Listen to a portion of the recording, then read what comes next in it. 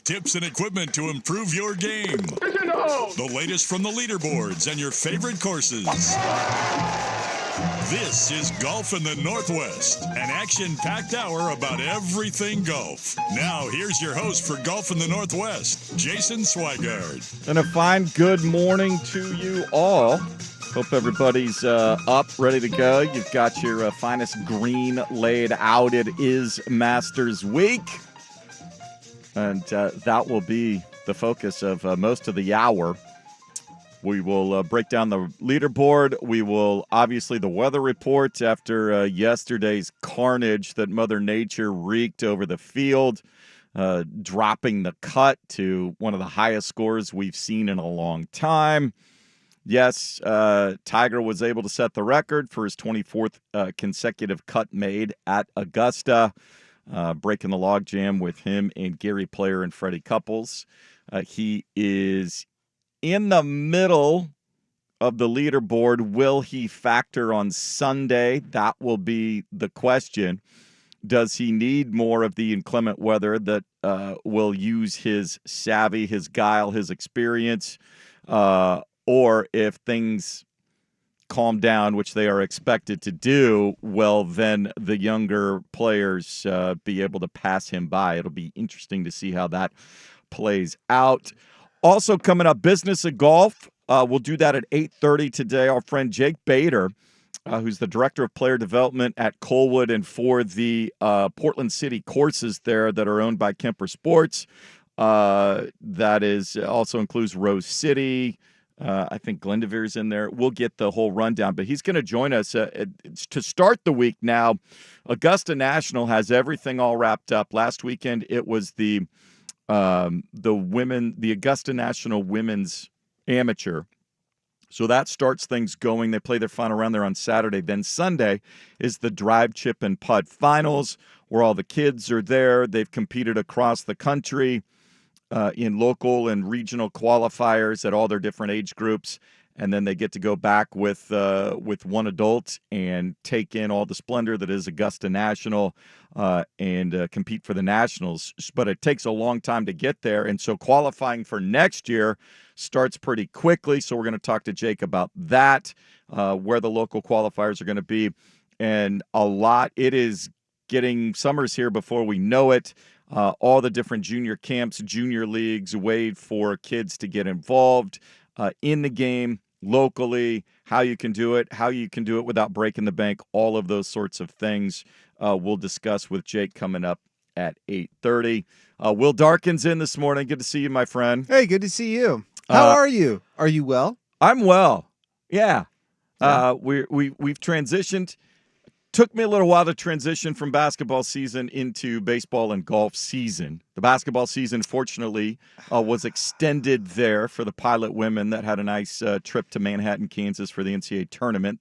Little bit of a surprise, upsetting Gonzaga. So all of my plans had to be put on hold while I jaunted to Manhattan, Kansas for a long weekend. Jaunt. Yeah. Was it exciting? Was there anything to do in Manhattan, Kansas other than yes, watch basketball? there is right around the campus. There's a little bit of restaurants and bars but like every town? Pretty much. Yeah. But they were good. Good vibes, good food. Good. Food was better than expected. Good. Some different stuff. It wasn't just meat and potatoes everywhere. But you don't venture too far outside of Manhattan, Kansas, because there's nothing there for 2 hours. So a lot of cornfields. Yeah. A lot of cows, a lot of corn, a lot of grain, a lot of wheat.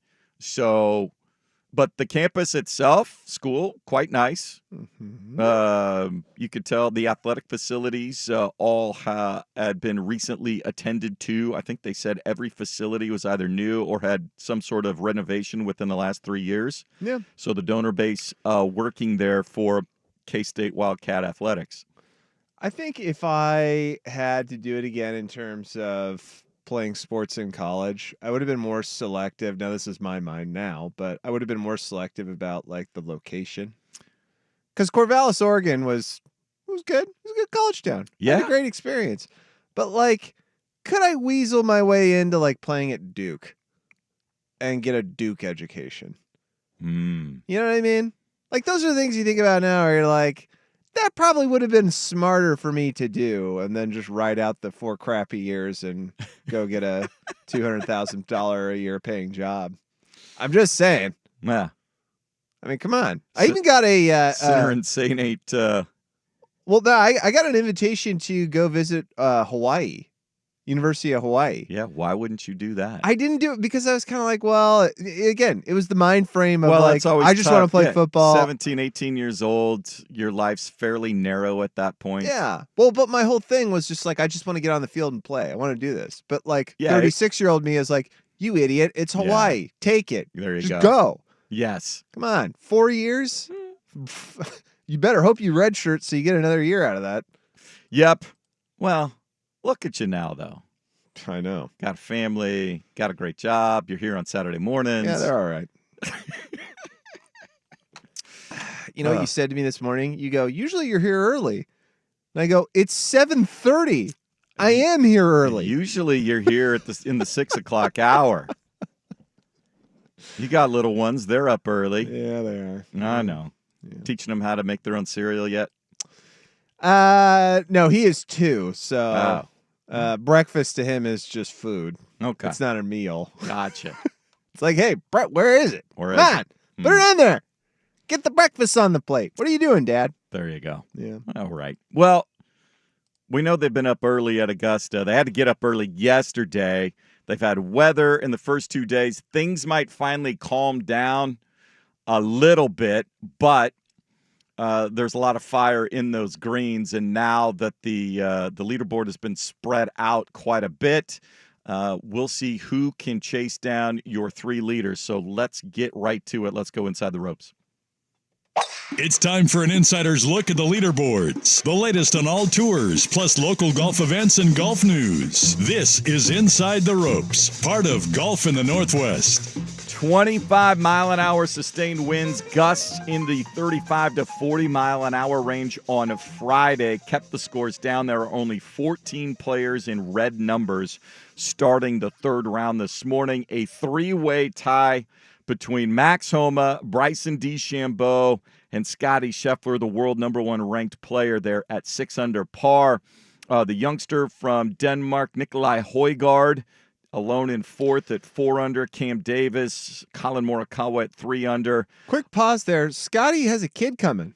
Yes. Is that correct? Yeah, we'll get to that. Okay. I got some audio a little bit later to see if one, you believe him, and 2, if you were in his same shoes, are you doing the same thing? But yes, and he's not the only one. It might have been Sam Burns. I don't know if Sam made the cut, but I think his wife was also not imminent, but could happen.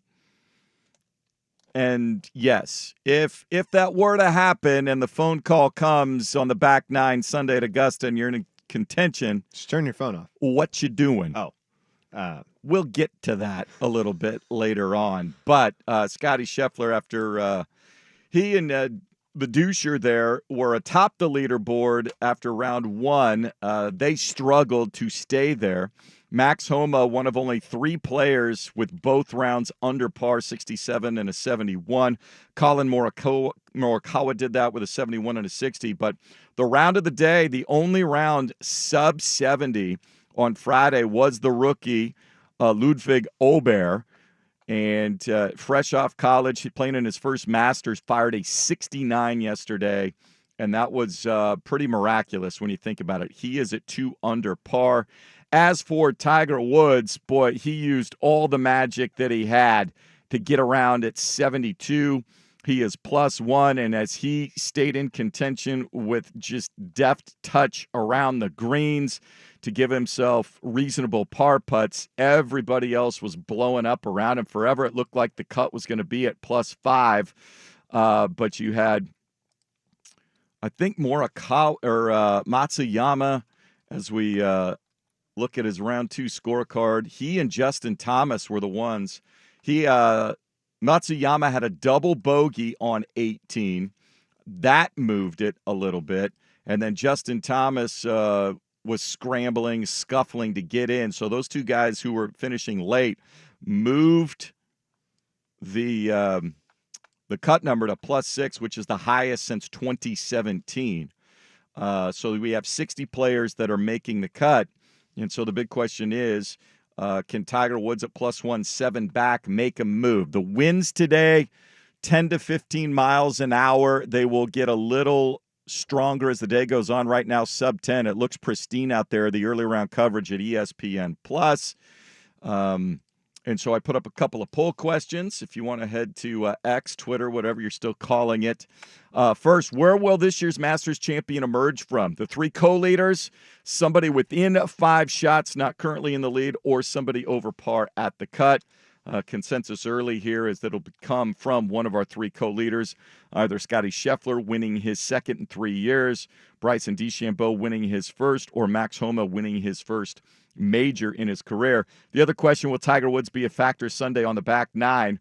Right now, 56% of you saying yes. He will get himself into contention. We will have to pay attention to what Tiger is doing as it relates to what's going on with the leaders, meaning he'll be near or on the first page of the leaderboard there. It would be fun to see. You and I were debating there the relevance of Tiger and why so much time is being spent on Tiger on the coverage. Some would say, well, he's Tiger, and that's been the way that it's done in any time. You never know. One, you never know when it's going to be his last event. So there's that. Are we seeing him for the last time? That's a big piece of it. But 2, this was historical, 24th consecutive cut made. He's never missed the cut as a pro. The only time he missed it, his second year there after winning one of his 3 U.S. amateurs. He made it his first year, didn't make it his second year. That was the only time. He will play his 100th competitive round at Augusta on Sunday, assuming his leg holds up and his back holds up and he gets around. I would imagine he's going to force himself and will himself to finish on Sunday no matter what. Yeah. But you were saying, Tiger's not as relevant as you used to be. No, not for a younger audience. And I think that if you are golf, who you have shown every single signal that you are trying to reach a younger generation, whether it be frightened to hell by Live or attempting to use Netflix to broadcast behind the scenes of your golfers to make them seem more appealing to a younger audience. I believe that the more and more you just show Tiger Woods at the Masters, the more young people will kind of just shrug and go, I wasn't there for that. Yeah. Well, it's unfortunate. And it was the same thing I was telling you. It was like, I was a kid of the 90s. I grew up with Michael Jordan. Like, that was my idol. Yeah. And so now if I talk to anybody who is 15 to 18 or, push it out to 20 years old, and you mentioned Michael Jordan, it's eyes glazed over. Well, I get it. I would say the Jordan reference, you've had Kobe Bryant, you've got others. You haven't had anyone get close to touching what Tiger did in his heyday yet. Maybe Scotty Scheffler is the guy with the split right now. I don't know that he's as dominant if the Live guys are, everybody's still on one tour. That helps. He is playing amazing and consistent. So when he's not winning tournaments, he's seemingly always in the top 10, which is what Tiger did during his heyday. He'd be top 5, and then he'd go and win 2 out of 3, 3 out of 4, 4 out of 5 when it all came together and the putter was working. And that's kind of where Scotty Scheffler is at. He doesn't have the cool factor that Tiger had when he was winning everything back 20 years ago. Well, and the racial factor. And I think that plays a huge part into it. That's it too. I mean, that's part of the coolness. He was different. So. He was different. He was unique. He's biracial. It was the idea that you were at the turn of a century and with a and I think that's kind of But I will say the one thing, Thursday he played early, so he wasn't on the main coverage on ESPN. He played when it was on ESPN Plus, which I still don't know why the Masters won't let people just start to finish. It's the Masters. Everybody wants it. I understand you want to force people to go to your... Got to get them on there. On your streaming services, but come on, we're past this. What else are we doing? I think it's Thursday. Yeah. There's nothing going on but that. I think it was the idea that you were going to a turn of a century with a generation of Gen Xers who were more calling for the idea of seeing people of all colors, of all races, of all nationalities in media and more prevalent. And it just so happens that you had somebody who was of very mixed race who was incredibly good at golf. Yeah, he revolutionized. It all mixed together. He made golf cool for athletes. Yes. Athletes now wanted to be golfers. Yep. And that's what he did. We're going to hear from Tiger. We're going to hear from the leaders, a lot from their post-round press availability there at the Masters here coming up. Jake Bader, Director of Player Development for Colwood Golf Club and the Portland City Courses. He's going to join us at the bottom of the hour, but it's all Masters otherwise this week. If you got a question for us or want to join in the conversation, you can do so at the Vancouver Ford text line. Vancouver Ford, your dollar goes further. They treat you right before, during, and after the sale. Visit VancouverFord.com. You can reach us 503-864-6326. That's 503-864-6326 at the Vancouver Ford text line. We'll come back. We'll hear from Max Homa, Bryson DeChambeau, Scotty Scheffler, and Tiger Woods, what they thought of Friday, the carnage that went on, what it's going to take to get to the weekend, and the massive just dynamically different approach to the competitive game between two of the guys at the top of the leaderboard. Just getting started here. It's Golf in the Northwest on 1080 The Fan. Portland Perks. Right now, the Campbell course is offering 50% off a full round of golf for children.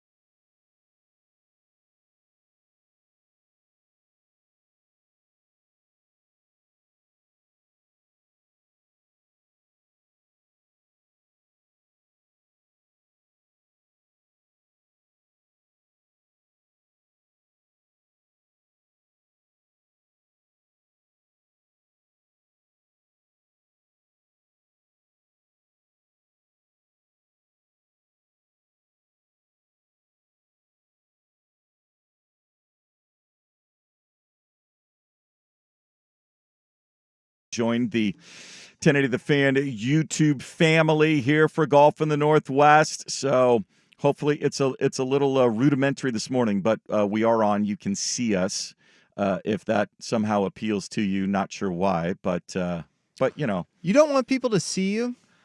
I don't know what the value of seeing me. It's always been a weird thing. We're sitting here in front of microphones talking. Maybe there's a curiosity factor, but now we did get a comment that apparently you're too dark in there. Well, they can't see you. They want to see your face. No, you really don't. They do. There's one comment that says, "I want to see Swag's face." Oh, well, there's more light in here than there normally is during Dirt and Sprague Monday through Friday when I'm in the cave there. No, fake fluorescent light does not work with me very well for whatever reason. Have you tried moisturizing? No, I mean my eyeballs. Oh, I see. Not my skin. I got it. But we'll see what we can do for you. It is Masters Week, and the third round has begun. Low scores on the course right now, 2 under par for Luke List and Hideki Matsuyama, but they are at +4 overall. The leaders will tee off in the 11 a.m. hour. The last group going off at 11:45 is Max Homa, Bryson DeChambeau. Scotty Scheffler is tied for the lead at 6 under. He'll be playing with Nikolai Højgaard, Cam Davis, Colin Morikawa at 11:25. Tiger Woods at 1 over will go off at 9:45 this morning. CBS picks up coverage at noon. I believe it's on ESPN Plus up until then, so you can follow the key groups there. But Tiger Woods playing with Eric Cole. They are at +1. Xander Schauffele, Matthew Fitzpatrick right in front of them. So can he get off to a hot start? Will the wind lay down? It'll be all interesting to see. But certainly the fact that he got around yesterday with the 40-mile-an-hour gusts, everybody marveling at his short game with how little competition he has been in. Tiger afterwards mentioned how he could post a score on Friday. Well, you're going to have to fire these. My button's not working, sorry. Oh, your button? Bottom left corner there. I was forced to get up and down a few times today, and I was able to do that. And a lot of those chip shots, I was able to get up and down because I left it in the perfect spot. And that's understanding how to play this golf course. It's probably the only exception to, the spot I put myself on 14. Most of the up and downs, I was in a perfect spot. And that goes back to his extensive knowledge of that place, having won it 5 times. But just knowing that, understanding what the wind will do to his golf ball, he is a master scientist of the game. He's always had a clinical approach to it. The thing that was always marveling about Tiger was then being able to take the science and add some artistry to it that very few people have done. Most people in golf are either scientific or they're an artist. Very few are able to marry them together. And when you do, Scotty Scheffler might be in that role now. We shall see. But we have one that's more into the artistry, the instinctual, the feel golfer, and one that's very much into the science, both in the lead. We'll hear from them in a little bit. But Tiger also talked about, he was asked, okay, we know you're here to try to win. You're the most competitive guy we've ever been around on this tour. But is there appreciation for making your 24th consecutive cut? It means I have a chance going in the weekend. I'm here. I got a chance to win the golf tournament. I don't know if they're all going to finish today, but I'm done. I got my 2 rounds in. Just need some food and some caffeine, and I'll be good to go. That's the story for most of us. You give me some food and some caffeine, and we're ready to go. It's a little relatable. It is. So the question is, would he like the wind to kick up and affect maybe some other guys more and keep the leaders from having benign conditions and pull away where he's got to go super low? Or does he think maybe he might be able to do something special? We will find out. He played the first 2 rounds with Max Homa, looking for his first major victory, and was asked about where Max Homa's game is now. Well, he's got all the talent in the world. I got a chance to play with him at the Open Championship in St. Andrews, and his ball flight is as solid as he hits it. It's just a matter of time before he starts winning in bunches. And I saw it up front. He hits it. He doesn't really miss-hit shots, and that's something you just have to do around this golf course. And that's what Max did on Friday there. just 2 birdies, but only 1 bogey. When other guys had circles and squares all over their scorecards, he played about as clean a round as anybody did Friday, allowing him to be in the lead. Max talked about playing with Tiger and knowing he was playing with Tiger, how that kind of sharpened his focus. It helps playing with Tiger. You're very excited to wake up and go play. So that helped, and, made a great putt on our first hole today on 14, and felt like it just kind of not really settled the nerves, but just felt like I kept kind of keeping up what I was doing really well yesterday. So just tried to then tee it up on 15 and just say we're right back to work. So that start really helped, I would say. And I think a lot of guys now who got into golf because of Tiger, the chance to play with him one more time, especially at a place like Augusta, you're going to get that little tingly feeling like, okay, your everything is heightened for you, and the ability then to focus it. You understand what the crowd and the circus is going to be around it, and it's more controlled at Augusta than anywhere else. But yeah, I think that helps get you a little bit more on edge. The difference between Max Homa and Bryson DeChambeau in their approach to their games, how they go about their course demeanor, all of those things could not be more stark. Bryson DeChambeau is a rocket scientist, and he has gone about approaching the game in such a scientific way that we've never seen before. It's still very difficult for a lot of people to comprehend. Max Homa is the complete opposite, and he was asked afterwards, once you figure out you have the skills, the requisite skills to go out there and compete at that level, you've had some success, and everybody says, hey, you can be the very best. Maybe you have what it takes to be the number 1 ranked player in the world.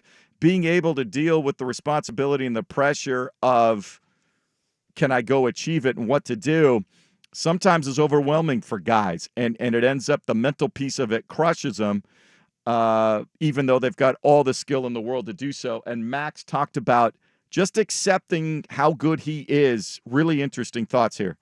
I would give most of that to those thoughts, just of not needing to be better than I am.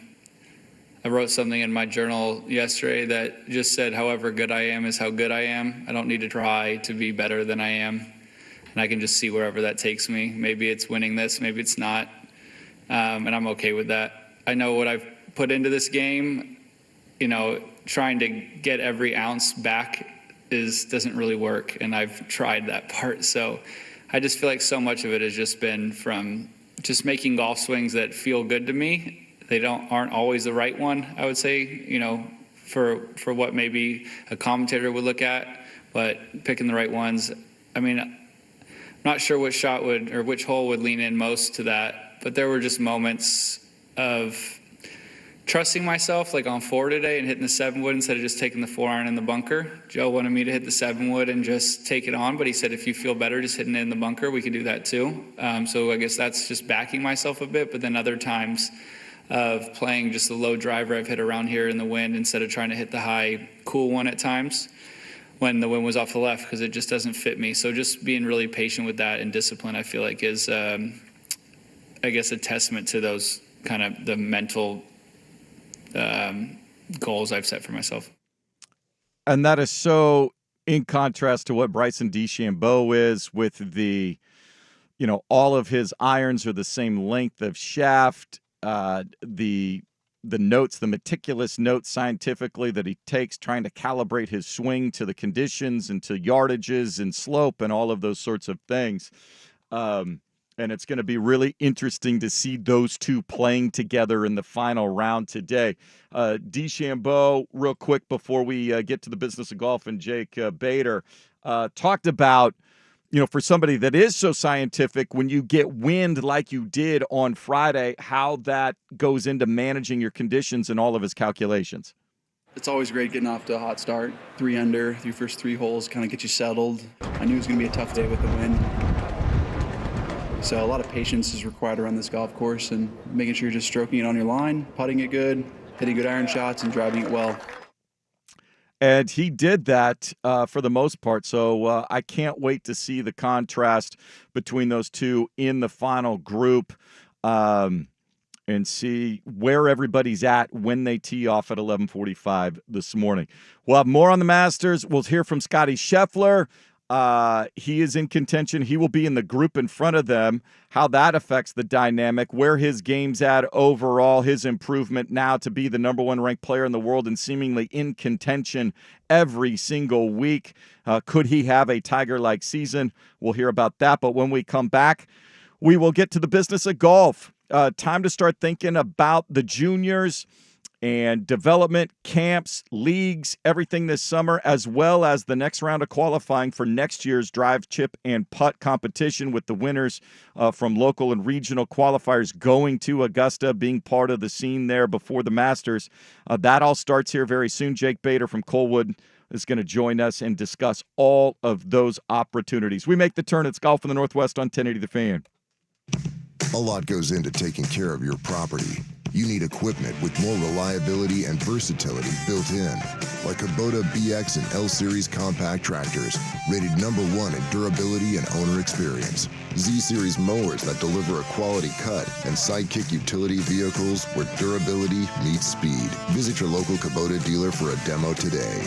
Visit your local Kubota dealer, Rick Rial Farm Supply, Oregon Equipment Sales in Hubbard and McMinnville, or Dan's Tractor in Battleground. Stone Creek Golf Club was just named the best public golf course in Oregon, with green fees under $100. And for good reason. The Peter Jacobson Design Course features stunning views of some of the best greens in the state. Stone Creek offers the best of the Pacific Northwest for your next round event or tournament. But that's not all. You can save big with excellent twilight rates after 4 p.m. or find exclusive online-only offers at StoneCreekGolfClub.net or by booking through the Stone Creek app. Book your Stone Creek tee time today.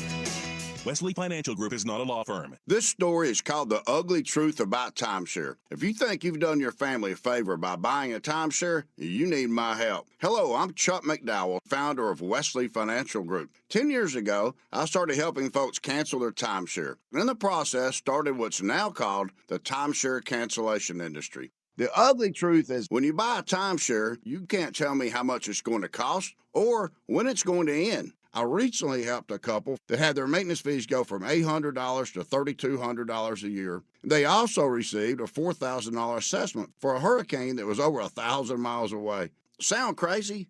The crazy thing is, this never ends. Call my office now. If we take you as a client, I guarantee we'll cancel your timeshare or you'll pay nothing. Call for your free information kit. Call 800-497-9090. That's 800-497-9090. 800-497-9090. Which new driver is best for your game? Who makes the best golf gear? Where should you take your next golf vacation? Which local course should you get to know better? This is the business of golf every week on Golf in the Northwest on 1080 The Fan. 8:32 here this morning. Golf in the Northwest. Jason Swigart with you, Center and Saint, following us at 9. And then later this evening, it'll be Dodgers and Padres, 5:30 coverage there. Joining us now in the business of golf, he is the Director of Player Development, not only at Colwood, but now kind of overseeing the Portland City courses as well, programs left and right at those courses. 2019 Oregon PGA Youth Player Development Award winner and the 2020 Oregon PGA Player Development Award winner, our good friend Jake Bader, is back with us. How you doing this morning, Jake? Jason Swigart, doing good, my man. How you doing? We are doing well. We got the Masters up on the big screen, early round coverage. We saw what Mother Nature can do to scores. Kind of fun to see it. Glad it's only one day. But the very best players in the world on one of the very best courses in the world struggling just to make pars. And so it always is interesting when we off the Masters to look at things development-wise. And that was one thing Harold always told me. He's like, don't be afraid. If it's inclement weather, to go out there and use it. Go practice in the rain. Go practice in the wind. Where you're at a good facility. When you've got youngsters and player development, how important is it to use the elements when they arrive to help practice those things? Oh, I mean, absolutely. I mean, especially living up here in the Northwest where we do get that weather, it does rain a lot. And, if you're anywhere around the Columbia River, you're definitely going to get a lot of wind. So, It's very important to be practicing all these things. I remember, even some of these great swimmers in the Olympics, their coach would practice knocking their goggles off or throwing curveballs at them, it's because that's going to happen on the golf course. I was out there at Portland Golf Club here a couple of weeks ago, and you got 4 holes facing east and then south, north, and from the west. So it's, being able to play this wind's a big factor. I mean, a small 5 to 10 mile an hour wind can cause you a club or two difference or push the ball like 15 yards offline. No question. Well, I know you've got a lot going on in terms of now being player development. You've been at Colwood for a while, but I think they've expanded your role for people with young golfers who are showing some affinity for the game, some acumen as well. Maybe we're getting to that time. I know you've already had some camps there around spring break and such, but what is all encompassing there between development camps, between junior leagues, the opportunities for golfers to get out on these Portland City courses with you? Yeah, absolutely. So there were some systems in place at all the facilities. Basically what I did is I just took what's successful at Colwood and, copy and paste it at the other facilities. With that being said, I mean, you take a look at the junior league, the PGA Junior League at Eastmoreland, which is what I think is the best in the city, and kind of use some of their best practices and shared it with the other courses. So just taking what we're doing well here and what's been working well at other facilities. We've got our own inner league now for PGA Junior League. So all 4 facilities are on PGA Junior League, which is a lot of fun. It's, it's an entry level into the game. A kid doesn't even really need to be a good golfer or really even know much about golf. But it introduces them to golf in a team atmosphere. And at all of our facilities, we're able to up all of our junior programming not only throughout the year, but the summertime. We got a really robust program at all facilities. So if you're a junior golfer looking to get into the game, being owned by Portland Parks and Rec, we're all encompassing. We take everybody, and then if you take a look at like some of the other fees that you might pay at some of these other facilities or even a private club, we're extremely affordable because we want to make this affordable for the citizens of Portland. Yeah, PortlandParksGolf.com is where you can go. You can access all the different courses, whichever one you're closest to. PGA camp schedules coming up. I know you got another one here coming up, one this week, half-day camps, but then in the summertime, almost every week when summer's out for half-day and full-day camps. The other thing I know people saw getting into Masters Week was the drive, chip, and putt finals that get played at Augusta National. I think 6 or 7 years old, they start out, and then all the way up to 15 years, the different age groups, both boys and girls. But the local qualifying starts almost a full year ahead of time. With local qualifiers, then regional ones. If you've got a junior that wants to get involved in that, when do they need to start getting ready and knowing about participating and registering? Registering, I believe, started yesterday or maybe even the day before, so it is open. And, the cool thing about drive, chip, and putt is it's open to everybody, plus it's free. And it's an opportunity to come out and be around, a lot of other kids, have some fun, play some golf, with the potential of making it to Augusta National. They started this program back in 2013, a collaboration with the Masters, dating back to Bobby Jones. When he built that place, he always wanted to grow the game.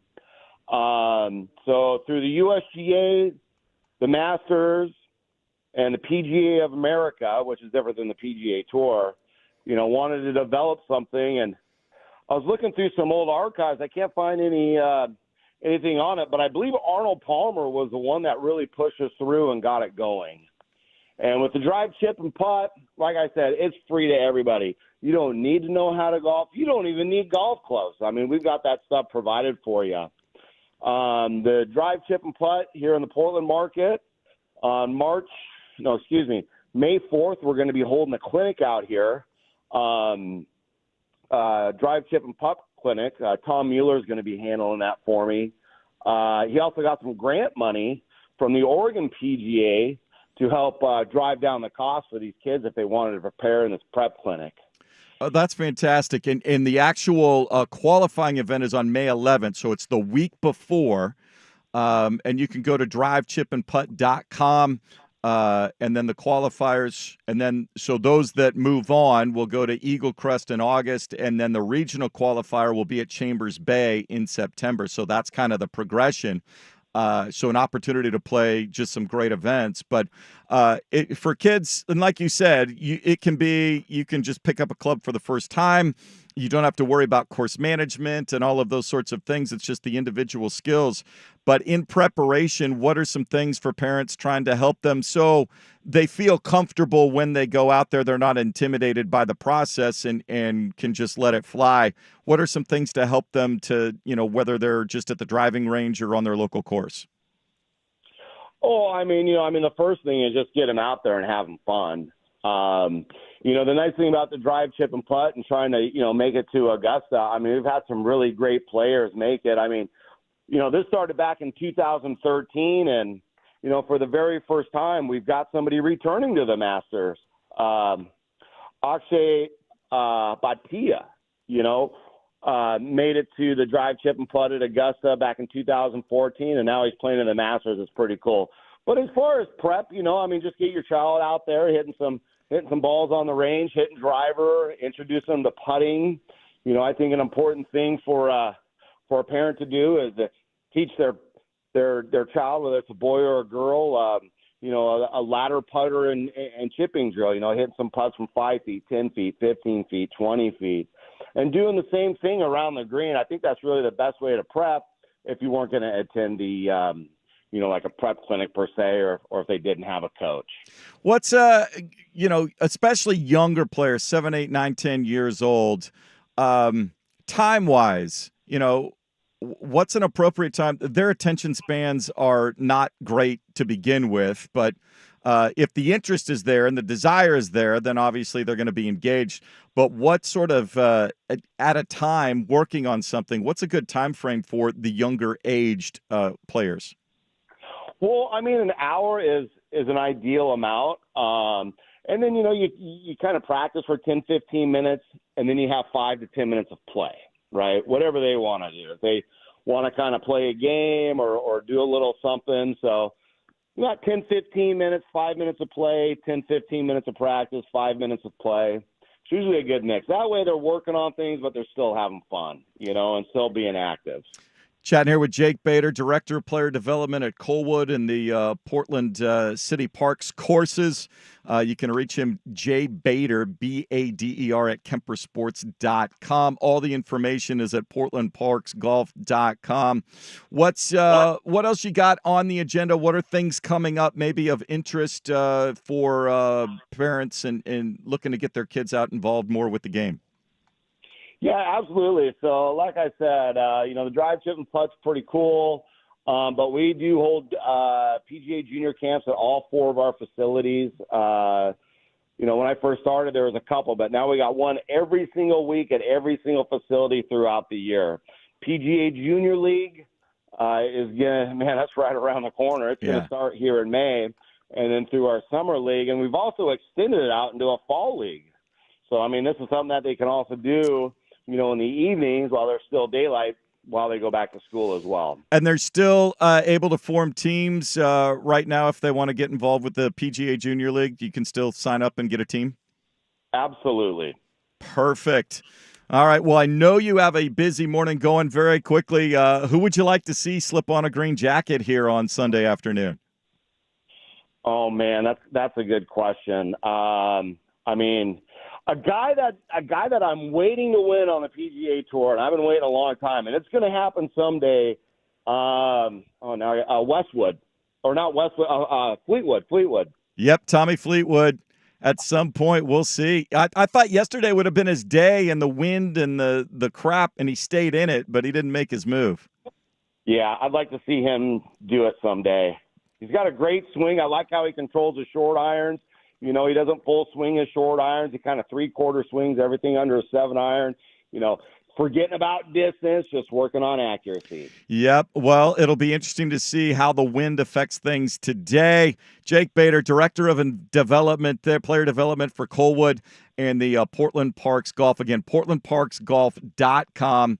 All of the programming there, golf instruction for the 4 city-owned complexes. Thanks so much for taking a few minutes. I know you got stuff going on every weekend all over. Anytime for you. All right. Well, we will catch up with you soon. Take care. All right. Thank you, sir. All right. Jake Bader there. And again, drivechipandputt.com as well. It is, drive, chip, and putt, all one word, lowercase.com. You can find out where their local qualifiers are. May 11th at Colwood. Get your kids signed up. As he mentioned, it's free to register, and the camp they will do is the week before on May 4th. We'll come back. We'll hear from Scotty Scheffler. We'll check the leaderboard. Saturday at Augusta. Who is going to make their move on moving day? It's Golf in the Northwest on 1080 The Fan.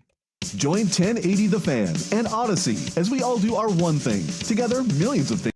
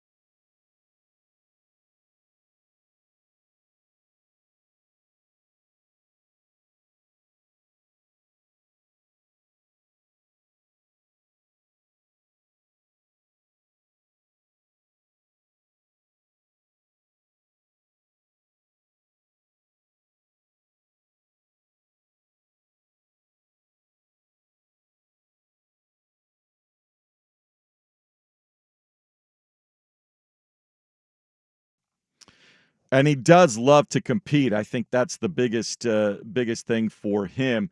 You look at what he's been doing. Yesterday was a little struggle. He hit 72% of greens in round one, just 56%.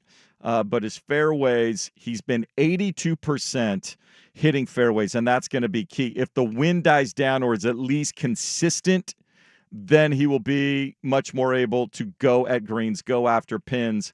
The trick will be the wind has dried out those greens so much. How slick are they going to be?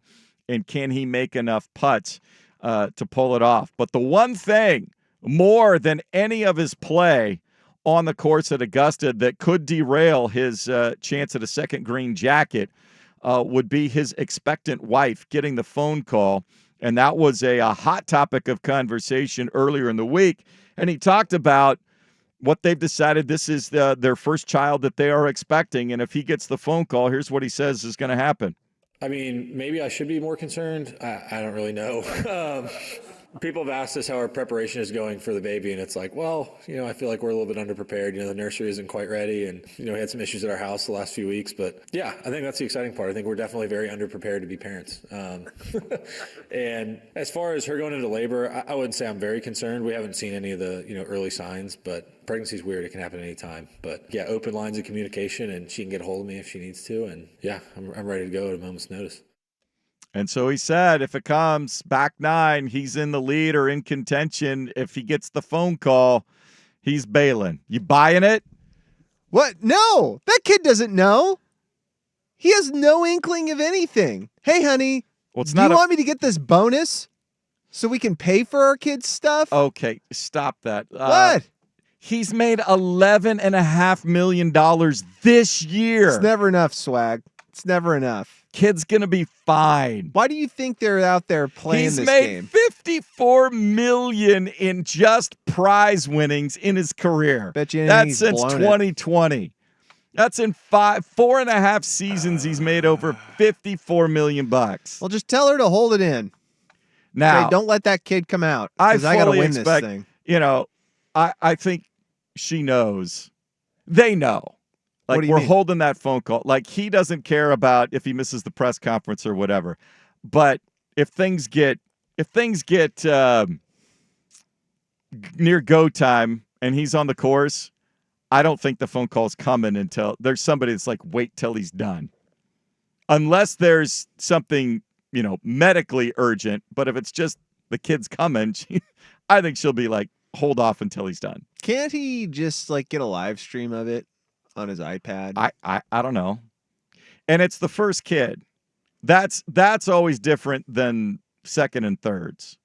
Like once you can miss the second or third's birth? I think there's a little more understanding of it. I don't think they would want you to. So you think that you think that it's not as important the second or third kid?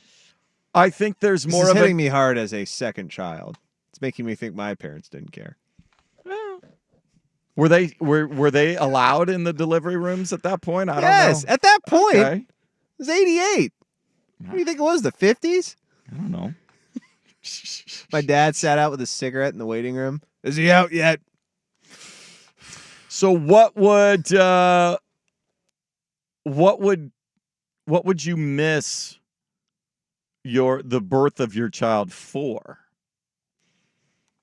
Look, he's won a green jacket. He's won over $54 million. What would I miss? What would I, within my own reason, miss it for? Yeah. I don't know. Probably nothing. Okay. I'd probably drop everything. Yeah. Yeah. You're dropping and going at that point. But I'm not a professional golfer, and I'm not one of the best golfers in the world. So my perspective's different. If I was, this is the same thing. Remember Damian Lillard had this with his kid or one of his kids, right? Mm-hmm. But everybody was like, he's going to drop everything to go for the birth of his child. It was I think it was a game in October. And everybody's like, yeah, that's fine. Go ahead. It doesn't matter. Now, had it been Game 7 of the NBA Finals, Sure, you got a little different, little different story going on there. It's not like he doesn't have a private jet lined up, ready to go, police escort as soon as he needs to get out of there. But there's still a few weeks off. This isn't imminent. But well, Well, they'll be fine. The due date's still like 3 weeks away. Oh, well, you got more concerns than that if the kid starts coming out. So are you going to now. watch this, Will, this weekend? I know Luke is. Oh, no. Oh. Sorry. Are you all right? Are you rooting for? Is there a story if somebody won that would get your attention? If Tiger won it again, would that get your attention or no?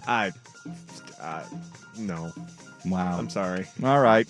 Well, noon, CBS picks up the coverage. The leaders teeing off their last of the 11:30. I'm kind of rooting for Max Homa. I loved it. I know the homosexuals are out there following online, following his Twitter feed, which is one of the best ones. That's what his groupies are called. It's fantastic. Should be a great, great weekend. Hope you enjoy it. Hope you get out there, swing some yourself. Sinner and Saint is up next. We'll talk to you next Saturday. Until then, I'm Jason. Hit 'em straight.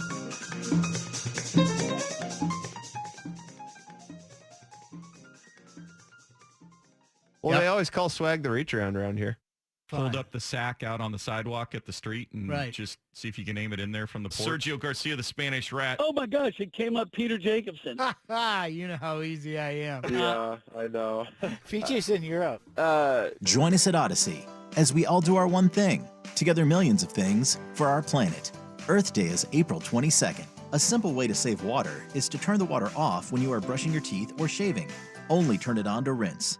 What's your one thing? What's better than booming bass in your car? Saving up to $290 on an Alpine or JL Audio subwoofer bass package, starting at $389. Our innovative technology can radically improve your vehicle's sound without touching your dash. Looking for a new receiver? For a limited time, get free installation on select Apple CarPlay and Android Auto receivers from $229. Get the drive you deserve, in-store or at cartoys.com. Car Toys, a better way to go.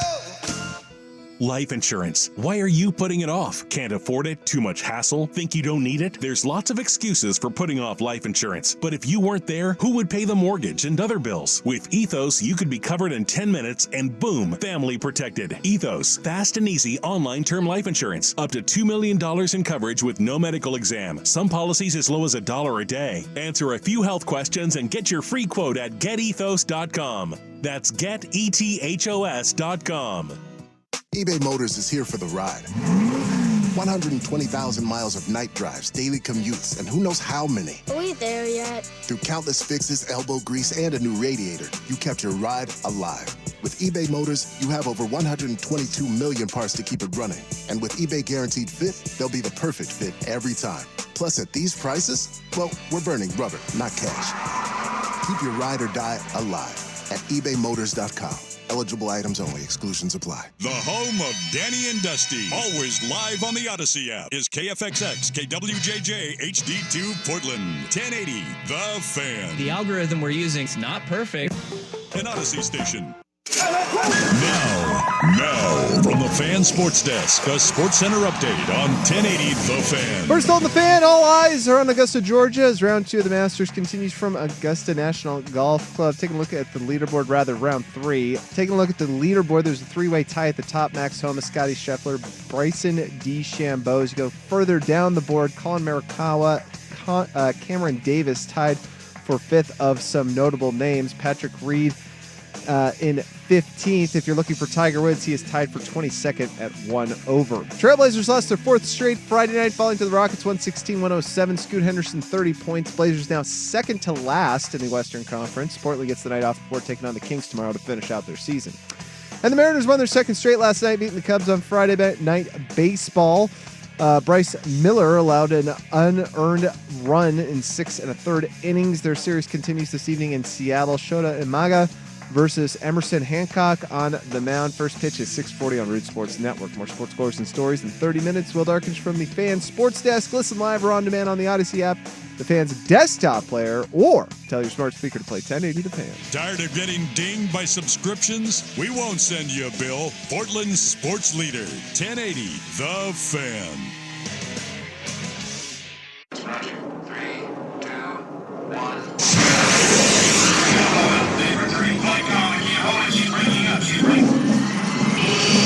Luke Anderson, astronaut. A man barely interesting. I just picture you sitting on the rail at a strip club eating a Lunchable. Will Darkins, hot air balloon attendant, frightened by technology. I love you, but you're saying that this little old man, this dude was a clean 6'6". We have the capability to build the 33rd best radio show in Portland. On Saturdays, about sports. The Sinner and the Saint will be that show.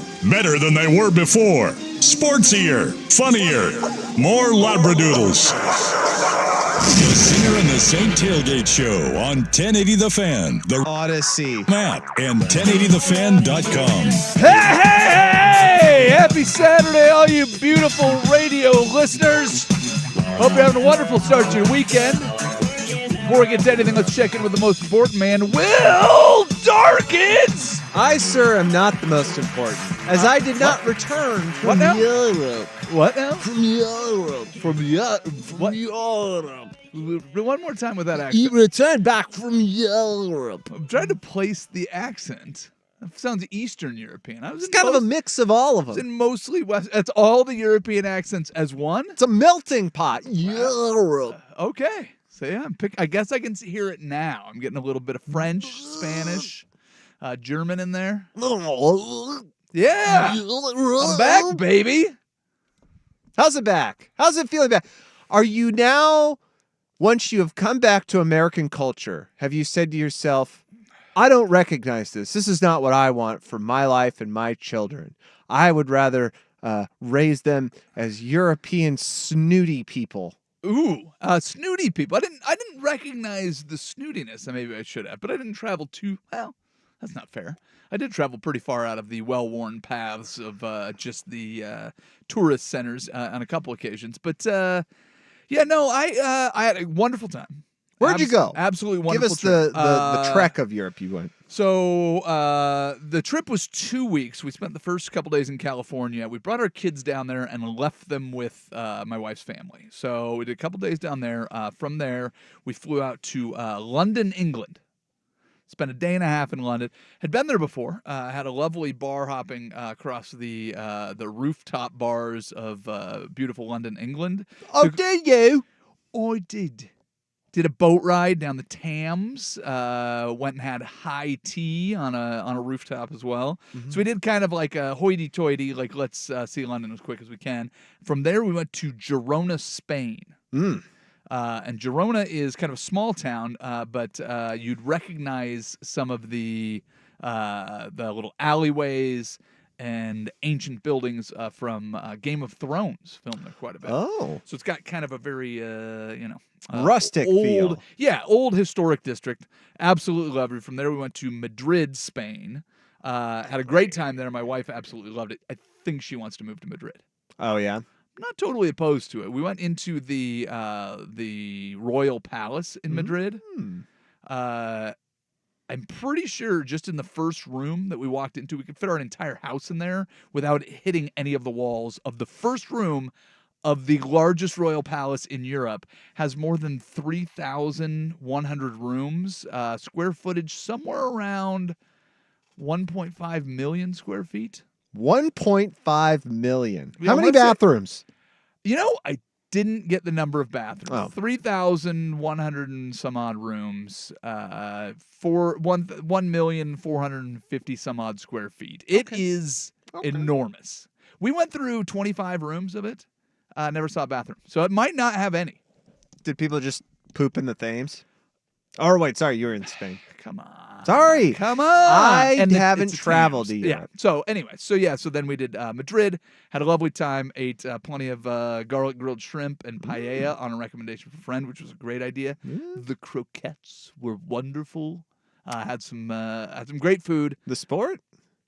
No, little fried food balls. The first ones we had were chicken. Second one we had, what were in the second ones? Like asparagus and mushroom and cheese. Quite good. Not croquet, croquettes. I thought you said croquet. From there, we flew from Madrid to Pisa. I love pizza. Pisa. Oh, Pisa. Home of the Leaning Tower. Of pizza. Pisa. And did you know the Leaning Tower of Pisa not leaning as much as it used to? How's that? They went and they reinforced it. Yeah. And it had, this was late 90s. Mm. It was at about a 5-degree lean. Now it's only at like 3.9. That's pretty good. Yeah, it's still leaning. Like Yeah. I was there, and what was odd was we went there and met. So the reason we went on this trip, the catalyst for this trip, not the reason we went because we wanted to go there, but the catalyst for the trip is my wife's best friend turning 40 years old. She decided to rent.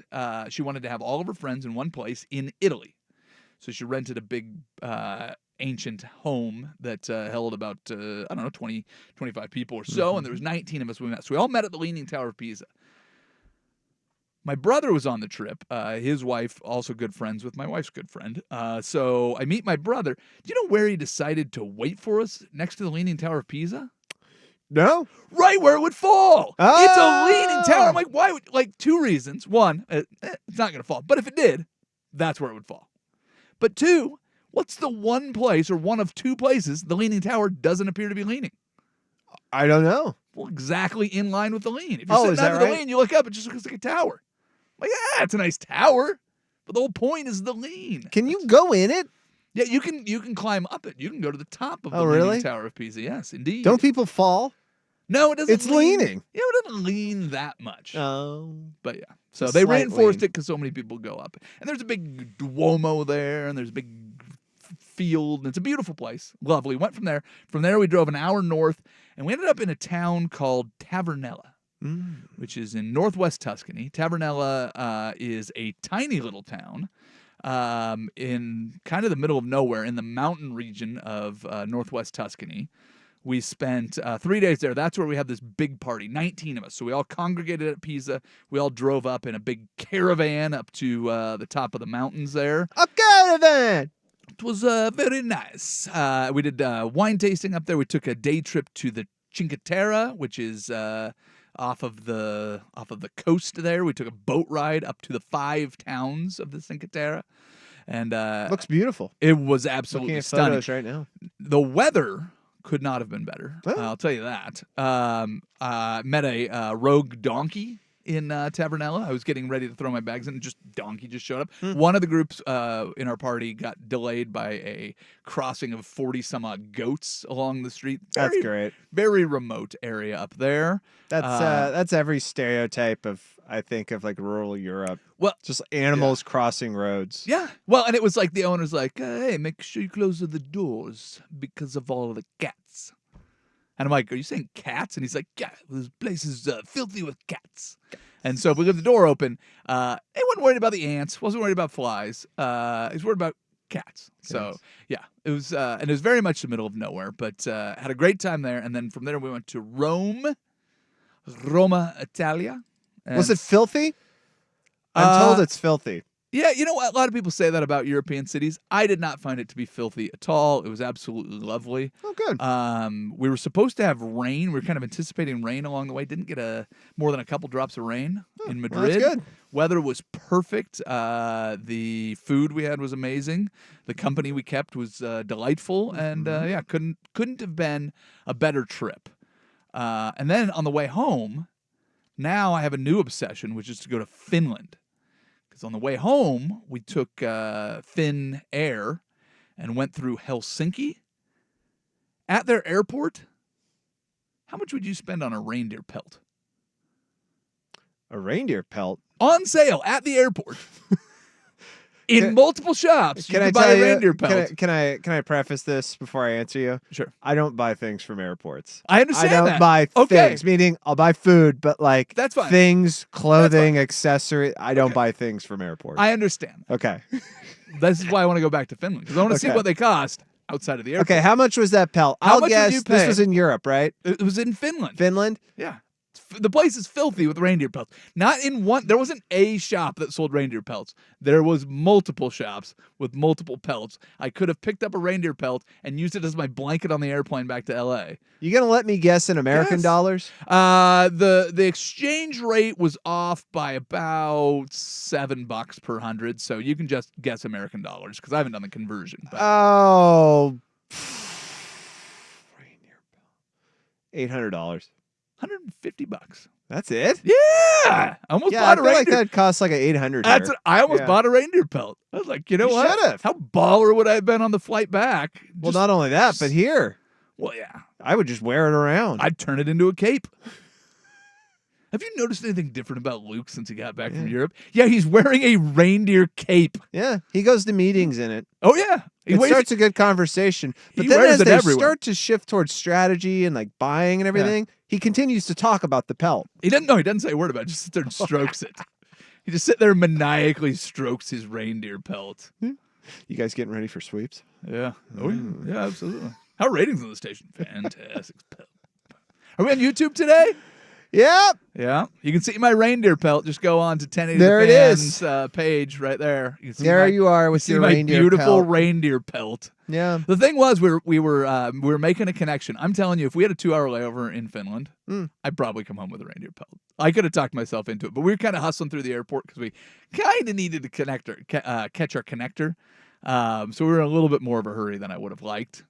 But yeah, you give me 2 hours in that airport, I'm coming home with a reindeer pelt. Well, I'm glad you're back, and I'm glad your travails have created for you a sense of otherworldliness, of rich culture, of I'm a better man for taking whatever. the trip. Is that what you're trying to say? Sure. Yeah, I would agree with that. Travel is wonderful. Travel is my wife's probably number one passion, and it is certainly one of my favorite things to do. But going and meeting up with everybody and having kind of that shared experience in the middle of the trip, like half the group, here's a wild thing, half the group came from Rome to meet us in Pisa and then go up to Tabernella. The other half was me and my wife. We went to Spain. My brother, we all flew to London together. They went to Paris, and then we met there, and another group came from somewhere else in Italy. So we all met there, but the group that came from Rome, they're like, oh, God, we didn't really have any good food in Rome.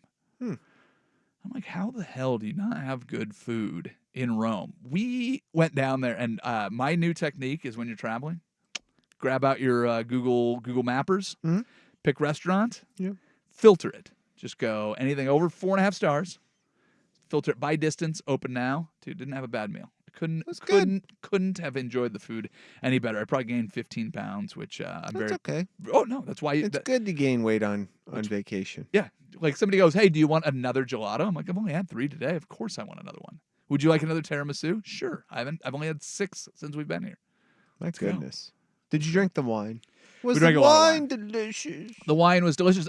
Can I tell you one other thing though too? If you go to Italy, one of the more popular beverages, the Aperol Spritz. It's everywhere. You go around, that's kind of their national cocktail, I would say. Best Aperol Spritz that I had the entire trip, made it myself. Oh. Swung by the grocery store on the way into the little commune we had up in the middle of the mountains, and my brother and I were looking at it. He's like, we should make a cocktail. What do you want to make? And I go, well, the thing that they make here. So looked up a quick recipe on there, modified it in my own head, got all the ingredients, made it up there. Had a couple in restaurants. Meh. Had them homemade in a 500-year-old, medieval Tuscan village. Let's go. Are you going to now make it here, and then when people ask you, what is this? You only mention the drink name quickly, but then go into talking about your trips in Rome? No, I don't think I will. You don't think you will? Seems very douchey. But I can see that happening with you. Oh, it's a whatever spritz. I actually discovered it in my trips to Rome. If you don't mind, hold on. Let me get my phone real quick. Actually, Here are the that's not photos. true. In the first trip to Italy, when I was in Venice, is really when I discovered Oh, it. right. Would you like to tell me about that trip? Let me tell you about the trip to Venice, Italy. I thought I saw Rick Steves. It wasn't. It was a donkey. But I swore it was. I did run into the donkey. Did you? Yes. As I was Did you pat him? No, he was coming running right at me. So we're in the middle of packing up the car to leave Tabernella, and I'm standing on like this cobblestone street, putting my bags into the car, and I look down the street. And I'm like, that appears to be a rogue donkey, and it just starts sprinting Coming right for at you? me. That's great. And I'm like, what do I do? And then the thing takes like a hard left. I'm like, okay, don't have to worry about the donkey anymore. And then my brother and my nephew were walking up, and I'm like, dude, a donkey was just running at me. And they're like, no way, where? And I'm like, right over there. And as I point, it comes running back around the corner and starts sprinting at me and my nephew. And the owner was checking us out of the place. And I go, hey, rogue donkey just went running down the street and kind of into the village. And he's like, oh, yeah, we've got a few donkeys around here. And they're not a bit of a Run fence. around, have some fun. Yeah. It's not a great fence. That's great. Yeah. No, it was a fantastic trip. I know that you kind of have eyes on your first European vacation as soon as you guys could get it set up. And I've been in Europe. Really? Where'd you go? I went to Paris. That's right. In college. You're trying to go with your wife, though, to go to England for the first time. Is that right? Yeah, we got COVID UK. That's right. because we were going to go there, Germany, and Ireland, and then not in that order. But yeah, and then we got COVID. And then it had a baby. Well, we didn't get COVID. It just COVID happened. Yeah. And then You never got COVID? No, I got Congratulations. COVID once. Yeah. Actually, my sister-in-law gave it to us on a vacation in Black Butte.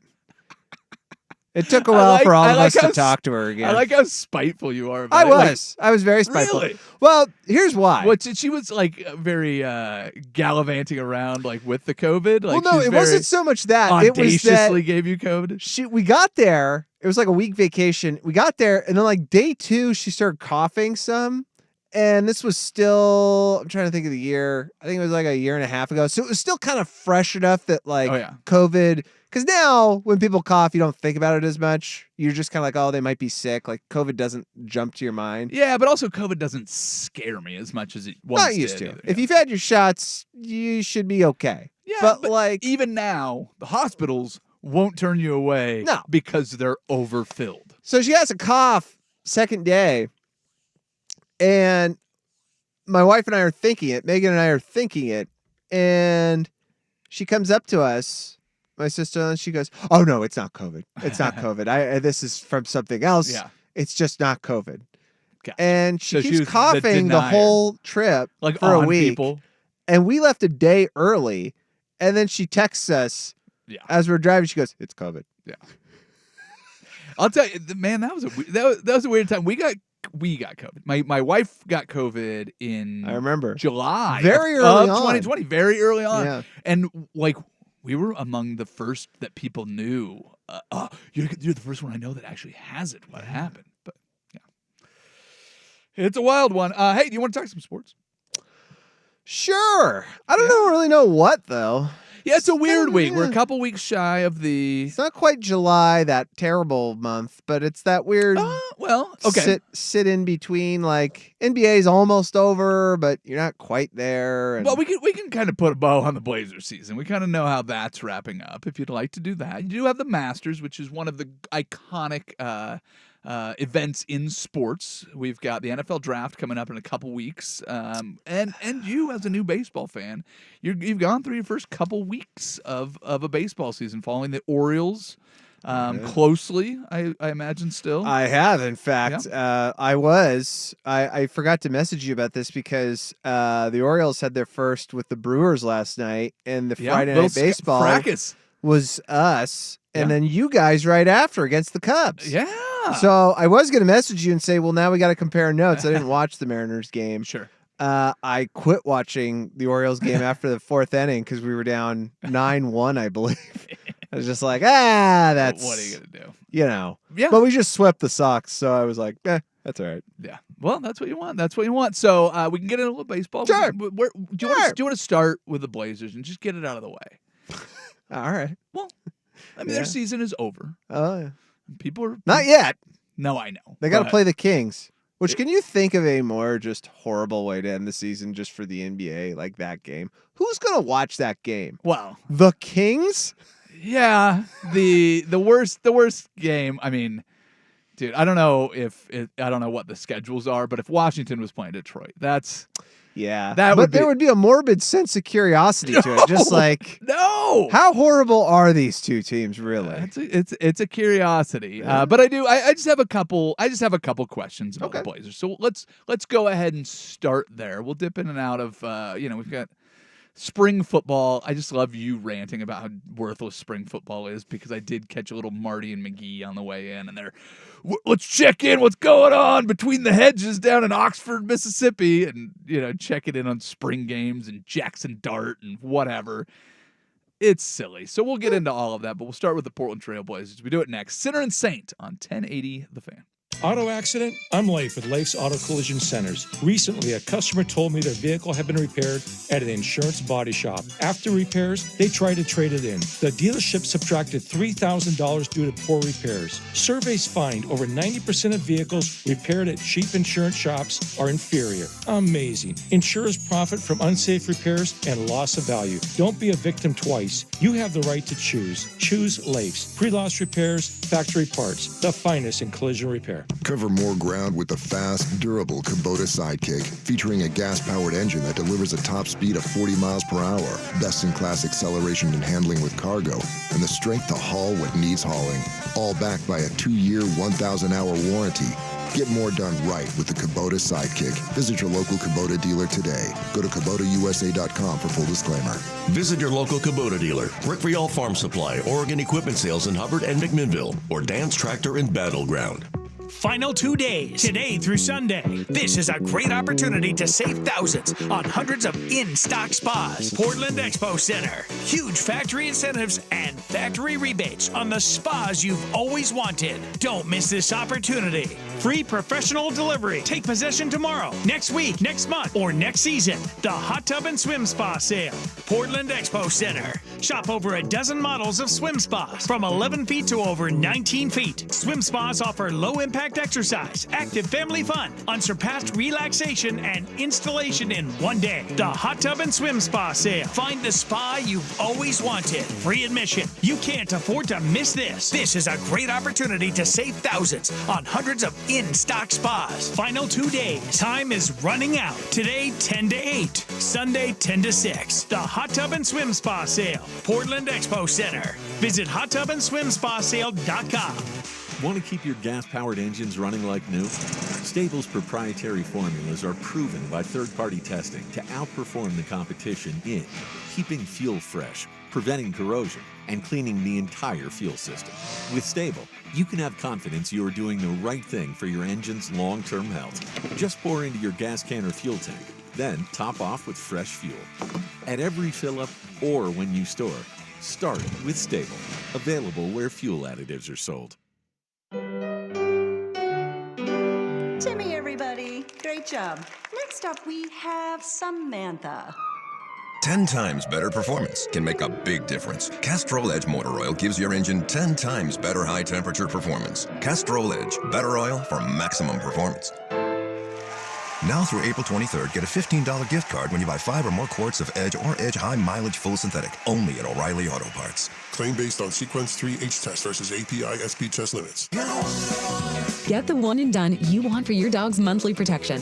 NexGard Plus, Afoxolon or Moxidectin, and Pyrantel chewable tablets. Protects against fleas, ticks, heartworm disease, roundworms, and hookworms. All in one delicious, beef-flavored soft chew.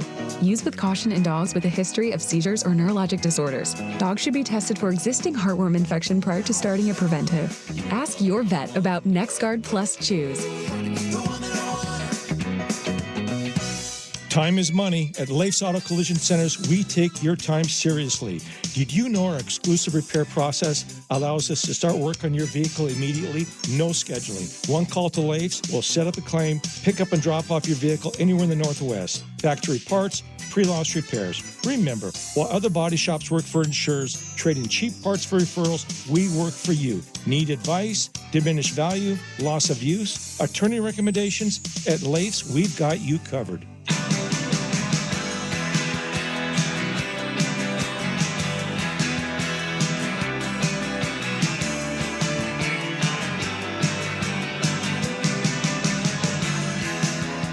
The Sinner and the Saint Tailgate with Luke Anderson and Will Darkins on 1080 The Fan. All right, welcome back in. Sinner and Saint, back from Europe. Oh, what's this? Both of us. This cocktail I made, it's an Aperol Spritz. I actually discovered it in Venice on my first trip to Italy. Oh, and we had some, and they were good. And, on the second trip, figured I'd give them another try. It is a pretty okay cocktail. But what I found was when we were staying in a castle in Tuscany, I decided, hey, I'll give it a shot. We're in Italy. And, when in Rome, I decided I'd make my own batch of cocktails. We had a big party there that night, and everybody really enjoyed it. And turns out, not only do I enjoy the Aperol Spritz, I make them better than the Italians. Enjoy. Well, sir, this is a hardware store, so. Oh, I need you to put that away. Doesn't have alcohol in it. You can't drink it here. You idiot. All right, so 81 of 82 games in the books for the Portland Trail Blazers. One more against the Kings. I don't want to talk about them again until next season, maybe a little bit during the NBA draft. But there's really no point in dwelling on this season. It was a lost season. Right? That's kind of what we expect it to be. You trade away best player in the franchise history. Some would argue Drexler has an argument to that, but Damian Lillard, by all metrics, was as good or better than anybody to ever suit up for the Portland Trail Blazers. You ship him off, you get back, some nice pieces, you could say, but just as far as how unhealthy they were, the idea that we still have no idea if Chauncey Billups knows how to coach basketball at all. He doesn't. Scoot Henderson now the record holder for, and I love this stat, the record holder for the worst plus minus of any player in a single game in NBA history is fantastic. So, and I believe he recorded the most negative, or I got to get this right, the most above minus 50 games of anybody in a season. Minus 50 plus minus games? Yes. Oh, nice. He recorded the most in a season. It was 2. Yeah, I was going to say. 2 is pretty bad. Yeah, sure. 1's horrible. 2 is atrocious. Like, who else has That's one? really bad. Yeah, no, it was an awful season. Yeah. But here they are. They're sitting at 21 and 60. I love how you framed that. They're sitting at 21. No, but I'm looking at it, and there are 3 teams in the East that I have no idea what their direction is. So I just let's not, instead of going and dissecting the Blazers themselves. Okay. For comparison's sake. Yeah. They're not the worst. I mean, they're unwatchable. Don't get me wrong. And you don't really see the direction of the team. I get that, but I'll give you the opportunity here to change places with the fan base. And you can take the Detroit Pistons, the Washington Wizards, or the Charlotte Hornets. Oh, well, first of all, I'm taking the Charlotte Hornets every time over that. Brandon Miller and LaMelo Ball. There's actually talent there. So okay, that's fine. You're taking them every time. Of the 4 that we're talking about, that's fine. Yeah, I mean they're the top of the list. I'll take that. Yeah. New ownership's coming in. I mean, that's sure. Yeah. The Pistons, there is a sense of, though they have lost the most games in franchise history, which is terrible. And they have an NBA record for the longest losing streak in the middle of the season, too. They do. But, though, as the season kept going on, and I think that this was kind of an undercovered seeing story. Flashes. Well, you did actually have Cade Cunningham. You actually started to see that he was... Year 3. Yeah, started to see he was... He could be a dominant scorer. He could be somebody that could take over a game. Now, the rest of the team's completely atrocious. And also to add on to that, Monty Williams is a good coach. Sure, I get that, but you're also he's coming into the first year. I do want to just take out the pay thing because people get paid ridiculous amounts of money that don't deserve it all the time. He is a good coach. I'm giving him this first year because you go, well, the roster's pretty bad. This isn't how you wanted to go for it. Let's see what happens next year. Okay. That's what I would say. But he had a good run with a Suns team that was uber talented. It was very talented, and he used it to the best of his ability to get to the NBA Finals. Yeah. I think he's a good coach. Sure. I'm willing to give him the next season to see what happens. Now, if they suck again, close to or worse than this, I don't know how you can do that. Then you start asking some pretty heavy questions. Yeah. But the Wizards and Blazers, quite honestly, it's kind of difficult to choose between the two. Yes, I'm surprised that you're saying you would take Detroit over. Yeah, because there's stuff there. Okay. There is. There's Monty Williams, there's Cade Cunningham, and you go, okay, let's see what happens next season. Okay. It's so terrible, there's no way they could be worse the next season. Yeah, they might, and in that case, You blow it up again and see what happens. But the Wizards are truly lost. Yeah, I don't know what's happening. But the sad part of this is that's the Blazers. They are also truly lost and just just But rudderless. They're not building around Jordan Poole, so I appreciate that. What are they building around? That's the frightening part, is the fact that Scoot Henderson, okay, he scored 30 points against a Rockets team that has essentially been let's go out of the playoff picture now. Yeah. Okay, that's fine, dude. But the fact of the matter is that you set a record for being terrible, and you don't look to be improving your shot. Yeah. When players come in and their shooting isn't very good, that's okay because there are some other attributes. And then as the season goes along, you see some improvement in it. I'm not saying this guy's got to shoot like 38%, right? Just a little improvement. He didn't. At 19 years old, can we give him an off season?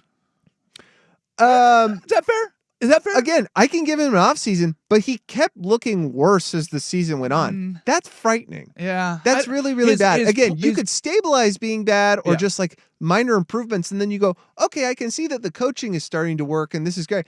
He kept getting worse. The shooting didn't improve, but I thought the playmaking did. I thought that early on in the season, he was like just full speed, like JoJo the Idiot Circus Boy, running around and getting a shot blocked ad nauseum. And he tried to do everything at full speed, thinking it would catch people off guard. And he went, oh, wait, these guys are fast, long, and athletic because everybody plays in the NBA These are professional athletes. Well, but in the G League, I think he got away with that, figuring out how to choose your spots and pick that, whatever. I've seen some improvement there. He has a lot of work to do on his shot, but that is kind of where you go, all right. The scary thing is, I don't know if you saw the quick story that he's working with Russell Westbrook on his shooting. I don't know if that's the right move. To go with a guy but hey, maybe for confidence building. I'd rather have him work with Russell Westbrook on how to control. I mean, I'm sure they'll work on that. I think they'll work on a lot of things, but that's fine with me. I'd rather him work with Russell Westbrook than Chauncey Billups. Okay. Russell Westbrook knows how to make plays and how to orchestrate an offense. He knows how to run a fast break. I would love it if Scoot Henderson could do that. I think the other part of it when you compare the Wizards and the Trailblazers is that the Wizards truly do have a very sliver of a plan, which is they are really blowing that thing up. Like that thing, they took on Jordan Poole because of they were like, okay, let's do this. Got to make the money work. Let's just do it. Who cares? Let's see what happens. The Portland Trailblazers, and again, I know you like to say that this was not the case, but I will tell you this was the case, and then they made it up as they went along. Trying to put together a mediocre roster? Yes. Yeah. Well, that's because the players that were on there were not terrible. DeAndre Ayton is not terrible. He sometimes acts terrible, but he isn't terrible. Brogdon was not terrible. Anthony Simons is far from terrible. And Shaedon Sharpe should have had a breakout year. But if you look at that roster as a whole, that wasn't a tank roster, dude. That was hey, let's see if we can make the play-in roster. I still think, and I'd be curious to know what it was, but it was a very quiet trade deadline, which to me was a little bit odd. But I'm still surprised that they didn't move any of those pieces. And in this offseason, if they come back and roll the same thing back out, they will. It's going to be very disappointing. Yeah, they will. Okay. They will, because now they got you hooked on the narrative that like, hey, we're rebuilding and actually next year we're going to rebuild again too. And that's the sad part, is the fact that the narrative will kind of never stay consistent with that team until the suitors that are in there who enjoy watching men in bathing suits get the hell out. Well, the other thing that's tricky about it is you can't just go like, let's roll out 9 rookies and the mailman to tank. You have to pay some people to hit the minimum salary cap. You can't just have nobody on your roster either. So if they roll the same thing back out and they decide that Jeremy Grant and DeAndre Ayton are going to be their 2 best players, and Anthony Simons, it's just not going to get any better. But if Shaedon Sharpe and Scoot Henderson don't appear to be it, I don't know how quickly you pull the shoot on it, but it's kind of interesting. The other thing, too, that's funny to me is that we give the San Antonio Spurs like this clean pass. They're like, they got this transcendent player, which they did. And they've got Greg Popovich, who's a great coach. They're terrible. They're sitting with the same record right now. Greg Popovich hasn't won anything without Tim Duncan, and I don't know if Tim Duncan is Tom Brady, but there's no way that he's going to be at 89 years old coaching Wemby for the rest of his career. So I'm very curious what their plan is there, is just hope that people want to go and play with the unicorn. But so what I will tell you is, you remember what we were talking about a minute ago with Scoot Henderson, how it seemed he got worse as the season went on. He got much better, and here's the very scary thing to put out there that if you're an NBA player, it should frighten you, is that's the worst Wemby will be. Probably. Well, that's the worst. Well, except for maybe his last 2 seasons. Yes. But that's it, dude. Now that guy's got a smell for the NBA. And I'll tell you, as the season went along, too, he looked like he understood how to be dominant. Yeah. It took him about 10 to 15 games where he was like, what's going on here? How do I get the pace? But as the season went on, when you got to about 40, 50 games, that dude understood how to take over games. The one thing that I'm very happy I was wrong about, Wemby and Chet Holmgren, healthy all year. Yeah, they were. That's a surprising twist. To me, that's the one thing, like, and they're both young, and I get that, but that's the one thing that will derail any of these guys at that size. Yeah, and that rivalry too isn't looking as rivalry. Well, again, this year, Wemby was obviously better. Well, sure, but Chet's on a much better team. Because that's the other thing is if you just go by the numbers and just go, well, Wemby was better. Who else is on that team? He had one of the greatest rookie years of all time. They won 20 games. Yeah. So, I mean, that roster is terrible. Yeah, it's pretty And bad. he is going to be great, and I think we can all agree with that. But if he has the start to his career that LeBron did, where it was LeBron and nobody else. Remember him dragging the Cavaliers to get swept by the Spurs? To the finals, yeah. Oh, my God. That Greatest was Eastern Conference finals I've ever watched. Oh, it's just, and that was when the Pistons were right in the prime. That was the end what of the they did, Pistons. It was. And it was the team defense of one of the great underdog champions of all time in this Detroit Piston team, who was you're just 5 guys out there in the starting lineup that all played defense and all loved the game, and it was 5 equal parts out there, and there's one dude just went like, nah, being great is better than being like everybody being pretty good. Watch, and he just drug that terrible Cavaliers team. But if the same thing happens with the Spurs, like, I don't know what they have for assets, but that roster stinks around Wembanyama. And if he spends 6 years doing what LeBron did in Cleveland and then goes to Los Angeles, I wouldn't be surprised. Well, they have one quick fix they can do, which shouldn't be difficult, though it was just head scratching what was going on all season. Is they didn't have a point guard. Yeah. Just have Wemby play. Well, no, they had Jeremy Sochan playing, and he's like a point forward, but that's being very kind. So if they could just get a point guard, they might be better. Because Jeremy Sochan's actually good. It's just they had him at point guard, which he doesn't play. So again, Popovich, let's see what happens in the offseason. But if they do that, I would guess maybe 10, 15 more wins. Because that very much you would see during games. Like, well, what is this offense? What is going on right now? So if you have no faith in the Blazers, join the pity party with Will. And if you are interested, not pity. What? It's flipping the bird. Don't watch the games. Stop watching the games. Stop. They don't care about you. They don't. Well, here's the truth. Rebuilds are ugly. Oh. They just flat out are. So you can join Will and become a Charlotte Hornets fan, or you can stick around and see what happens with this very young roster and see if they can actually do something. And let's hope they make some moves this offseason that make them worse, right? Isn't that what we want? Get more assets and get worse. Take some expiring contracts. Sure. Let's go. So you don't even care. You don't know. Because they don't care about me. They don't care about the fan anymore. That's fair. Let's talk about the top teams in the NBA. We'll do it after this Sports Center update.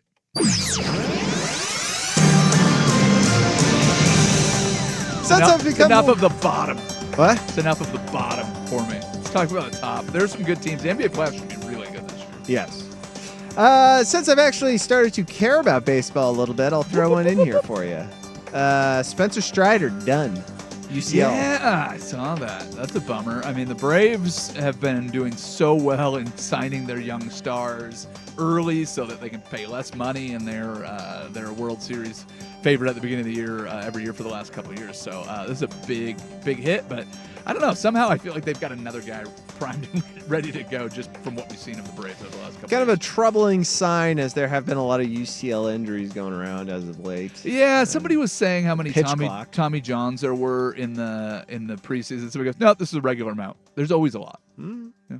More sports scores and stories in 30 minutes. Will Darkins from the Fan Sports Desk. Listen live or on demand on the Odyssey app, Fan's desktop player, or tell your smart speaker to play 1080 The Fan. Hey, it's Dusty. When my family and I are in a time crunch or just want a delicious meal, our go-to is always Victor Rico's Mexican food. My favorite is the Northwest Burrito. My kids love the rolled tacos. With several area locations, it's easy to pick up Victor Rico's. Order online now at victorricos.com or on the mobile app.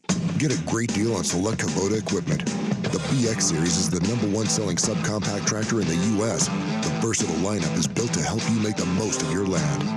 Right now at participating dealers, get a Kubota compact tractor for 0 down, 0% APR for up to 60 months, plus save up to $2,300 on select equipment. Now through June 30th. See us or go to KubotaUSA.com/disclaimers for full disclaimer. Visit your local Kubota dealer, Rick Rial Farm Supply, Oregon Equipment Sales in Hubbard and McMinnville, or Dan's Tractor in Battleground. Who are the good people that we represent? This is McDaniel Reynolds with the Reynolds Defense Firm, and we specialize in just one thing. We represent good people facing DUI charges. So, who are these good people? Our clients are productive members of society. They're folks with integrity, people who know right from wrong and who generally respect the police.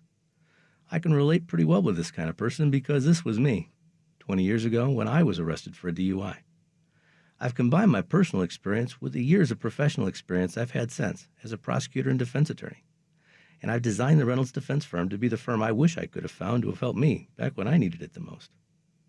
The Reynolds Defense Firm isn't right for everyone, but we are exactly the right firm to help good people who face DUI charges. I hope you never need to call us, but please keep our number in your telephone. And if someone you believe in has been arrested for a DUI, please call us right away. The Reynolds Defense Firm. We're solid. We're here if you need us, and we are very good at what we do. Baseball is back, basketball is heating up, and the NFL Draft is right around the corner. Listen to the latest on the teams you love with the free Odyssey app. The biggest sports radio stations in the country, providing unrivaled local coverage of their teams, all in one place. Exclusive interviews with players, coaches, and team executives, streaming live and always available on demand. Stay in the know with your favorite teams with Odyssey, AUDACY. Download the free Odyssey app today.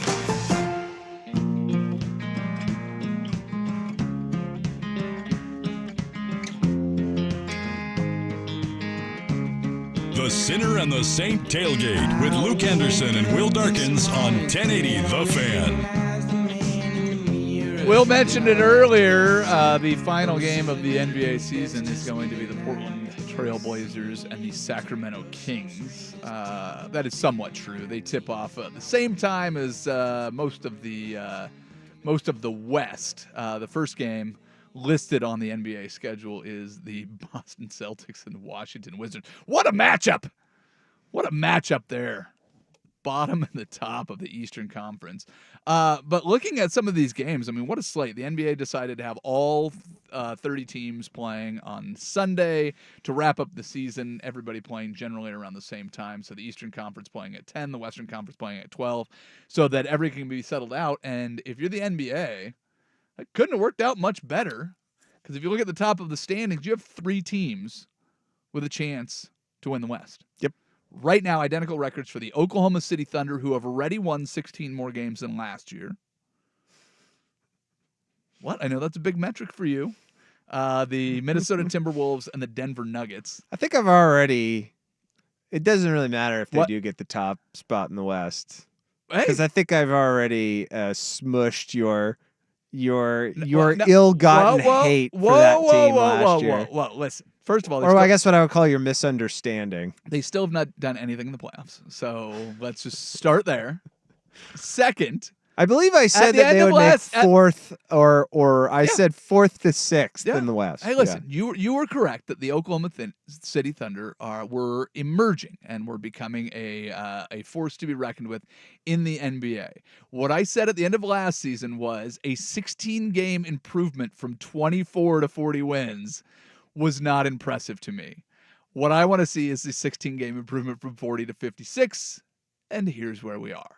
So, are the Oklahoma City Thunder for real? It certainly appears so. But, dude, look at the Western Conference right now.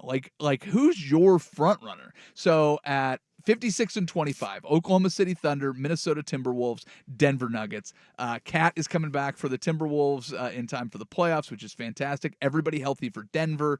Everybody healthy for Oklahoma City Thunder. The Clippers at 51 wins went through a stretch where they were unbeatable in the middle of the season. Then they had a little bit of injury trouble. It feels like everybody's coming back for the end of the regular season, start of the playoffs. You've got the Pelicans and the Mavericks, who are sitting right now as your 5 and 6 seeds. There's still a possibility the Suns jump up and get get out of the play-in game. But I'm sorry, Luka, yes, please. Zion, healthy, playing at all-star level. Yeah, I'll take that. And then if you have Devin Booker, Kevin Durant, okay, I can sign up with some. Let's see how Nurkic does in the playoffs, and if he's going to derail another team, or he just did it here in Portland. I can watch all of that. And then you've got as two of your bottom 3 teams in the play-in, Lakers, Warriors, and I'm sorry, what was one of the most surprising stories last year, the Sacramento Kings. Dude, this is great. Like top to bottom, I'm all in. Like I'd love to have the Blazers there, but I'm kind of glad they're not. Yeah. Right? I guess.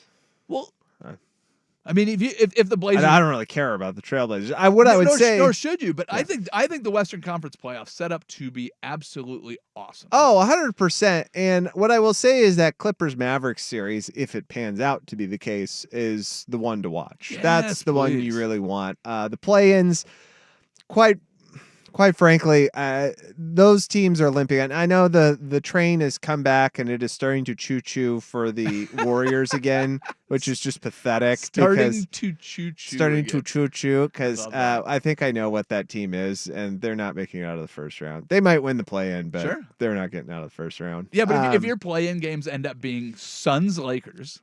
Yeah.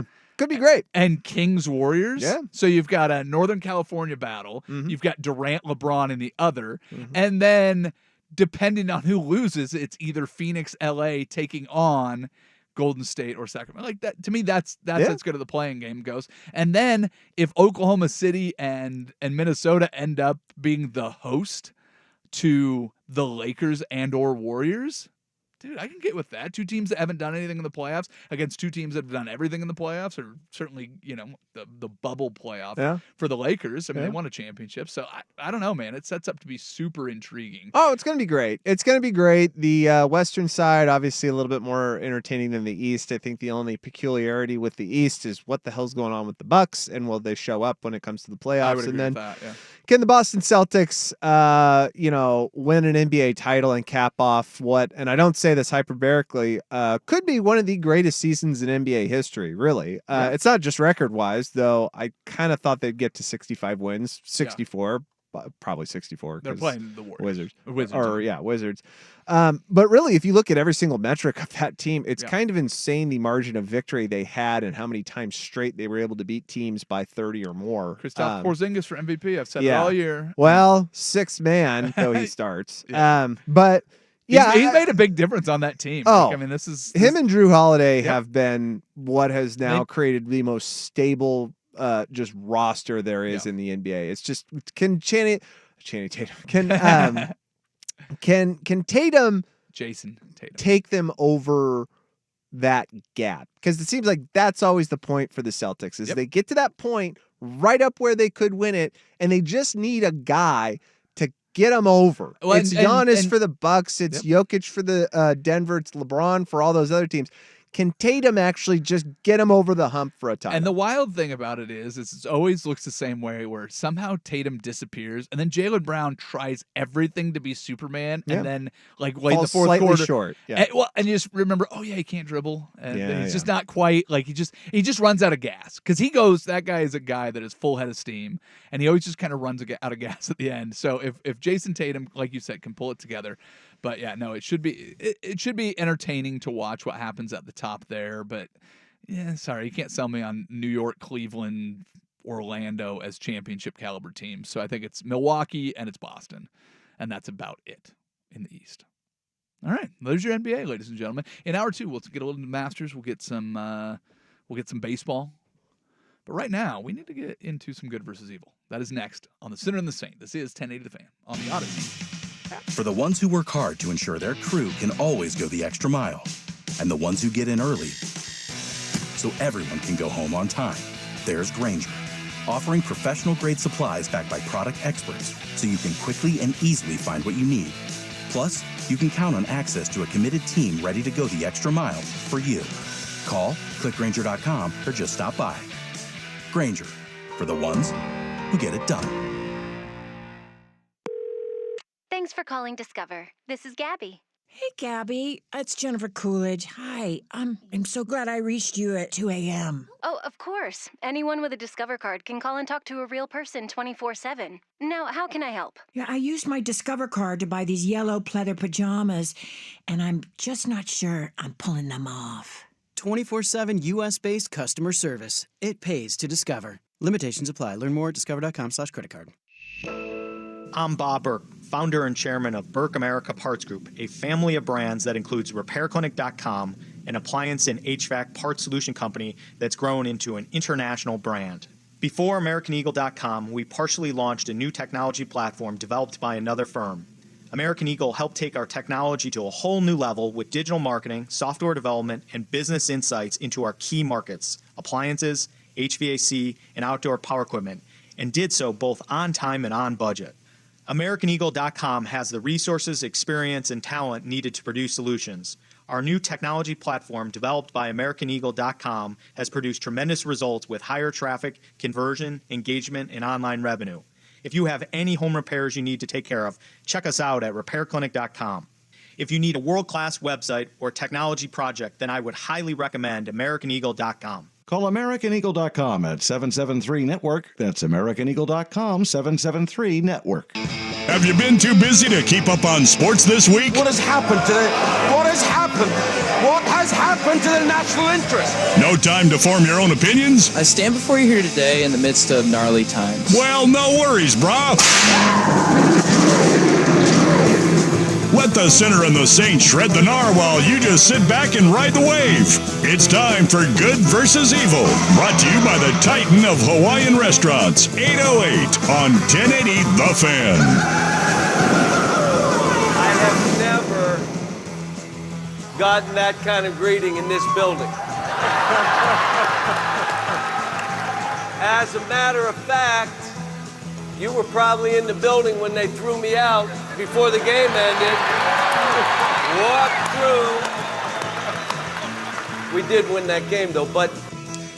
There's man still selling 2-in-1 VCR and DVD players from the trunk of his 2011 Chevy Tahoe. John Calipari, the former Kentucky head coach, said it was difficult to leave Lexington, probably because no one actually wanted him there.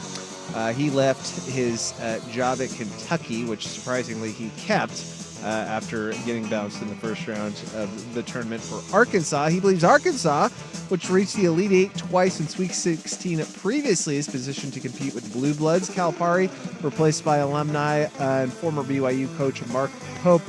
Do you believe that this event might be a resetting in college basketball and the idea of one and done?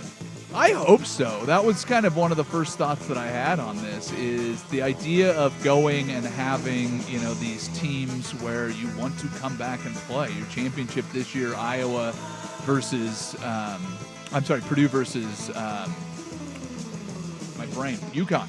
And UConn winning a back-to-back championship. It was interesting that Danny Hurley's comments saying that if Zach Edey doesn't make it in the NBA, that's your reason why the NBA viewership has gone down over the years. I found that comment to be really interesting, to the point where it's like, hey, these are just two different sports. The back-to-back player of the year, 7'4" mountain of a man. If he can't go in there and make an impact, but there's no draft buzz around this guy whatsoever. There's no excitement about it. There's no, man, if you can get this guy, you have something, because the 7'4" guys that are succeeding in the NBA are point guards, and they're not back to the basket centers. So it'll be interesting to see what happens with this crop of players because you have a multiple two-time champions leaving UConn.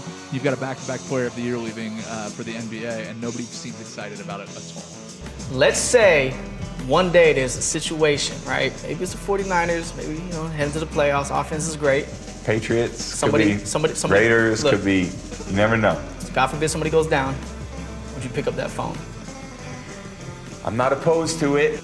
There's a guy who sacrificed his marriage for a losing NFC South title and playoff home loss, Tom Brady. In an appearance on the Deep Cut podcast on Thursday, Brady was asked by host Vic Blends whether he would pick up the phone if a team called him in the event of an injury. Scenarios thrown out were San Francisco needing a quarterback in the playoffs, Raiders, Patriots. Brady says he isn't opposed to the idea. Which team would actually fall for this?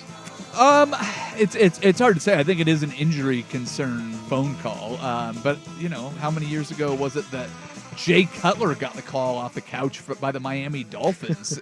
So I don't think it's completely out of the question to go and work the guy out. My first phone call, if you had a playoff caliber team and you needed a guy, would probably be to Tom Brady. Why not? I mean, all he does is win Super Bowls. So, who would you rather call off of the scrap heap? Jay Cutler, Tom Brady.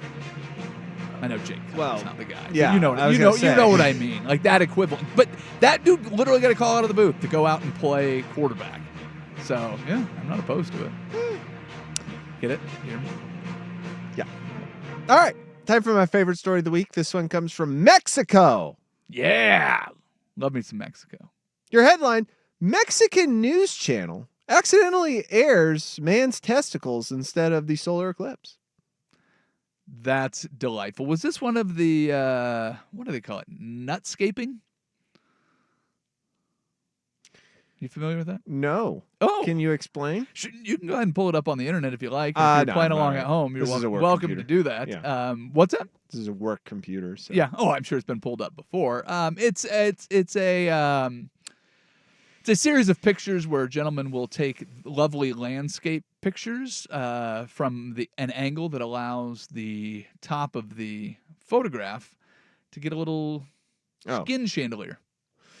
A Mexican media outlet made an awkward broadcasting error when covering the solar eclipse on Monday. RCG Media's 24/7 news program had been using clips submitted by viewers during their coverage of the rare celestial event. However, the show's hosts realized that they had been pranked by the viewer who had sent in a shocking video to the news program. The video was the viewer's testicles. While the presenter was discussing the sites which had sightings of the eclipse, images of the event were broadcast to viewers. And there it is. I can see it. Do you have a picture of the image? Is it just a full shot of the testicle? 1 second. It's coming. It's loading. This is a work computer. Well, this is Twitter, so it doesn't matter. Yep, there it is. Yeah. Look at that. I can't. It's a video. Yeah. Wow. It is not well done.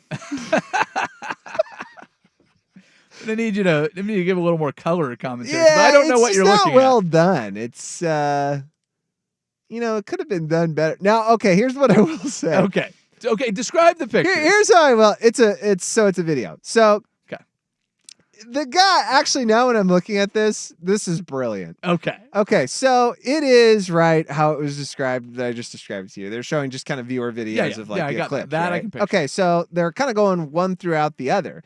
And so they go to this last one, the one of we're speaking of, and it's showing what looks like the sun. Yep. And what actually is the eclipse is the guy's balls. Yeah. So blocking it out looks the actual like the sun. He's in what looks like a very dark room and just has a flashlight that looks like the sun. It's okay. As So the it was- camera's head on, and then the nuts just dip right in. And for a split second, you think, "Wow, you're getting a great view of the eclipse." You are not. No, that's delightful. It's incredible, actually. I stand corrected. That is well done. Well done. Poetry in motion. Yeah. Okay. Kudos. Well, there you go. Well, check out Nutscaping. I think you'll get into that too. I think that'll be. We may have discovered that in Mexico because I think that may have been a running joke last time I was in Mexico. Oh, is it? Yeah. Some people in the group didn't know what it was. I think my mom was oblivious to it. Or she was the one that introduced it. I can't recall. But family trip. Yeah, we were definitely discussing that the last time we were there. Okay. So if you want to look into it, it's a beautiful way to ruin people's scrolling through your photos. Did I ever tell you about, well, The fruit basket? Okay, I'm going to very quickly go through this. So there's every single year, my mom does a Christmas party for her block. So all the neighbors get block together. party. Yeah, my mom does the same thing for her block. When I'm a grandma, do you think I'll do that? Probably. Okay. Yeah. You're not quite a grandma. No, not yet. So she does that, and we go every single year. And my brother had just gotten back from some trip, and there's a man that lives next door to us named Don, who is a very old gentleman. He is now, I think, almost 90, but very fit, just very fit and very like Jack kind, LaLanne, but very kind man, very religious. I'll fight you. Goes to church, just very kind man, great person. Sure. So anyway, my brother's flipping through photos of a trip he had just taken with this guy Don, and he flips and he accidentally forgot that the woman he was dating at the time, he had sent a photo. This is your brother? Yes. And he had sent a photo of him naked, looking up.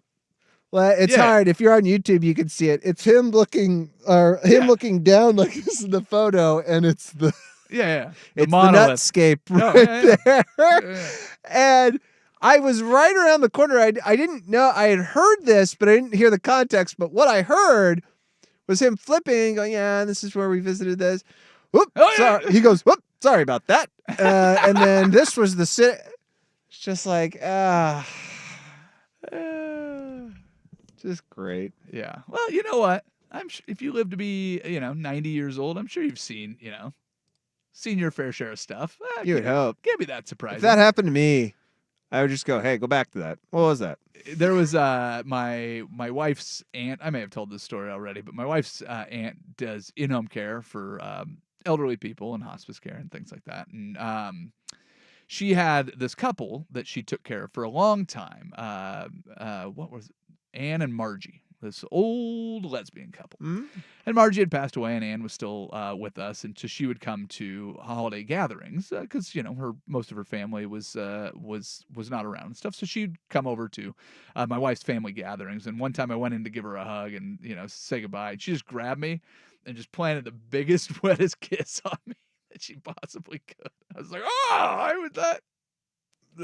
Yep, right on the lips. She got me. Yeah, so I've kissed a 90-year-old lesbian. I don't know if everybody can say that. That's at the hot. moment, I went, "Oh," and I was like, "You know what? Good for you. Go get what you want, lady." You know what? Do it. I'm kind of turned on. I don't know that that's the case, but I was flattered. I kind of liked it. Didn't hate it. That's for sure. That, ladies and gentlemen, that's your Good versus Evil. It's brought to you by our friends at 808 Hawaiian Restaurant. If you're looking for something to eat, food is always a good option. Hawaiian food, a better option. Go to 808 online, ate-oh-ate.com. You can order right on the website. Pick it up when you get there. 2 locations, Woodstock, Burnside. Eat their food is good. Hour 2, watching the Masters, and I just don't know what the hype is. This golf course looks like a dump. I don't know. And we'll talk some baseball. Big Orioles fan across the glass from me now, and seeing how the first couple weeks of trying out baseball fandom is going for Mr. Will Darkins. All of that and more when we return. Center and Saint on 1080 The Fan. This April, spring into something new at your local Crunch gym. Hey, it's Suk for Crunch Fitness. Crunch's 35th birthday is this month, and they're offering just 35 cents to enroll and your first month free now through April 30th. And with membership starting as low as $9.99 per month, there's no reason not to join. And they've got everything you need to get moving, like heavy weights, miles of cardio, and awesome group fitness classes, including HIIT, my personal favorite. So do what I do almost every day and stop by your local Crunch Fitness Center. If they have them in Aloha, Beaverton, Division Center, or Vancouver Plaza, you can find me at those last two, or sign up now at crunch.com. Get ready for the One Motorcycle Show, April 19th to the 21st at the historic Seidel Yards in the heart of the Pacific Northwest. Hundreds of custom bikes, cars, art, live music, and more await you. Don't miss wild bike stunt shows featuring freestyle motocross, One Wheel Nation, and the legendary 86-year-old Cossack's motorcycle stunt team. Plus, experience the first ever Flat Out Friday indoor flat track racing at the Portland Expo Center Friday night. Tickets start at just $15. Visit the1moto.com for tickets and details. Final 2 days, today through Sunday. This is a great opportunity to save thousands on hundreds of in-stock spas. Portland Expo Center. Huge factory incentives and factory rebates on the spas you've always wanted. Don't miss this opportunity. Free professional delivery. Take possession tomorrow, next week, next month, or next season. The Hot Tub and Swim Spa Sale.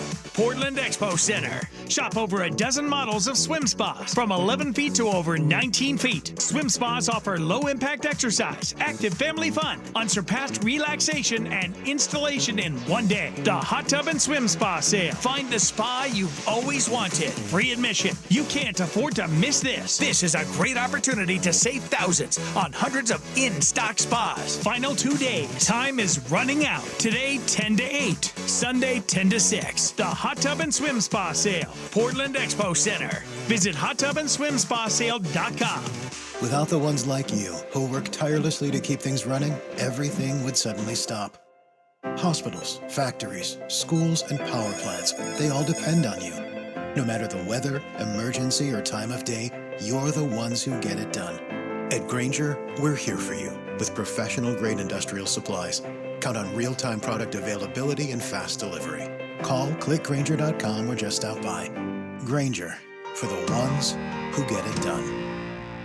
If you need bold banners to boost your business, but you're on a budget, think Staples. Posters, flyers, signs, and menus for less? Think Staples. Staples can print anything you need to move your business forward. Now at Staples, save $50 on your print purchase of $150 or more. Same-day service available on hundreds of items if you order by noon. And all backed by Staples' Print Perfect guarantee. So it's done right or it's printed again free. Staples, your local print and marketing expert. N61, visit staples.com/print for details. The home of Primetime with Isaac and Sue, always live on the Odyssey app, is KFXX KWJJ HD2 Portland 1080 The Fan. You just exposed yourself as a horrible person. You do your best. An Odyssey station.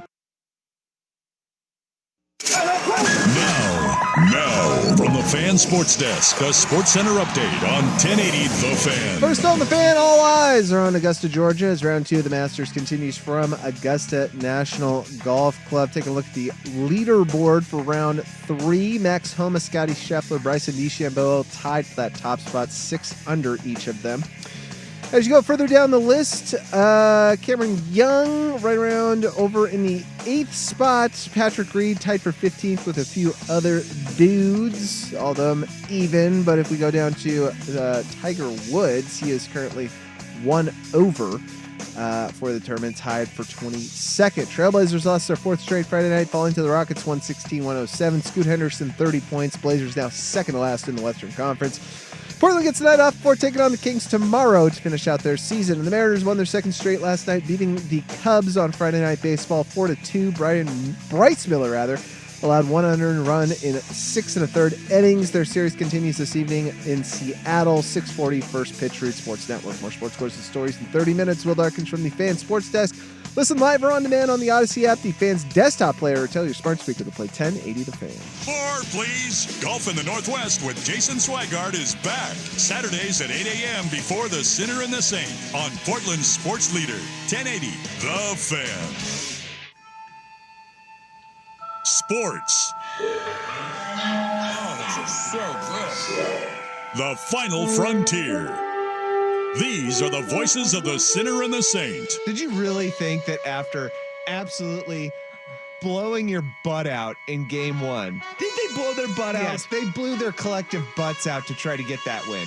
Oh, their weekly mission to provide hot takes, medium takes, mild takes, to boldly go where no show has gone before. Take me to Flavortown. Luke Anderson. You're welcome.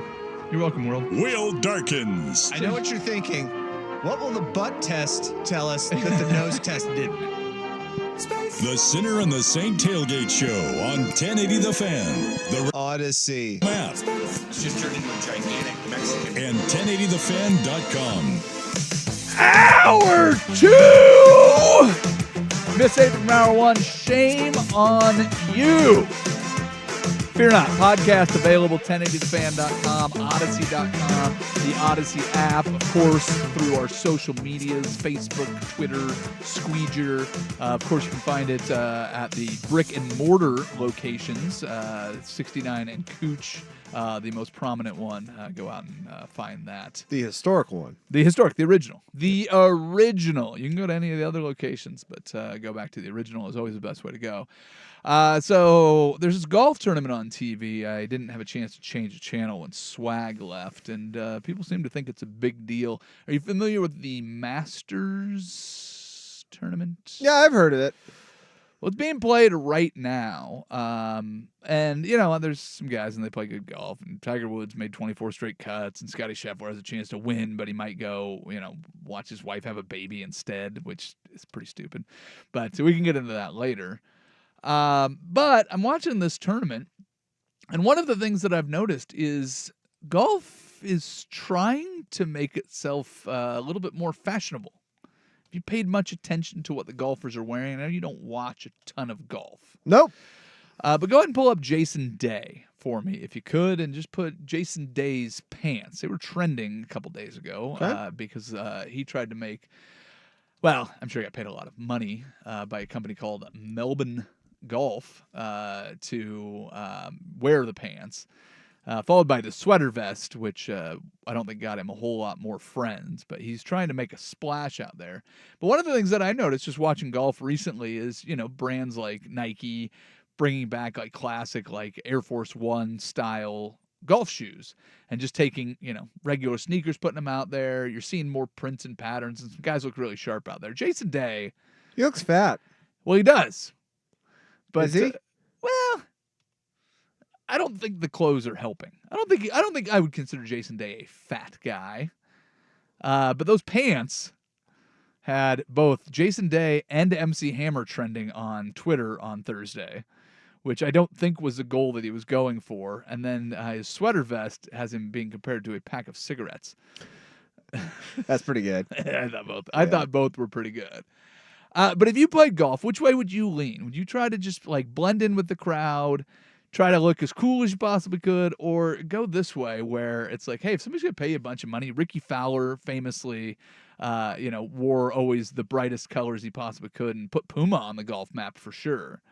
But would you take the money and just be like, hey, if somebody's going to pay me, I'll go out there and play in a Oxford like Phil Mickelson did a couple years ago, where he's wearing the full button-up workday shirt ready to go. Yeah, of course I would, because that's what this is. It's about money. Yeah. Golf, more than a lot of other sports, I believe these guys really do enjoy the money. Oh, yeah, I don't think more than the play in certain ways. That's interesting. Yeah, because I think that at a certain point, I'm not going to lie to you, it's an individual game, right? And there's probably about 1% to 2% of them that can muster up some type of evil enemy or rival in their head to keep competitive juices going. Okay. But I believe for the most part, especially with Phil Mickelson, by the way, is that they look at the money and they go, well, I'm talented enough. This is an enjoyable game. I'll just keep going out there and doing it. Yeah. Collecting checks. I think that honestly, there's a part of Ricky Fowler that just kind of goes, yeah, it's fine. Yeah. Well, no major win. It's fine. I'm a multimillionaire. Not a big deal. Yeah. I like this game. I'm having a good time. Yeah, but Not I a think big deal. but I think that's part of it too. Is I like this game. Yeah. I'll keep playing it. Sure. You're I'll not keep collecting checks. Well, yeah, but you're not But those are two reasons to go out and play. If I can do this and keep collecting checks, absolutely I will do it. But at the same time, too, it's like you're going out to play golf. You're not really putting your body on the line. You're not going out and going, do I want to come back for a 17th season as a left tackle where I've had every body part, surgically repaired at one point or another. My left shoulder's been went under the knife 6 times. Do I want to keep putting myself through this?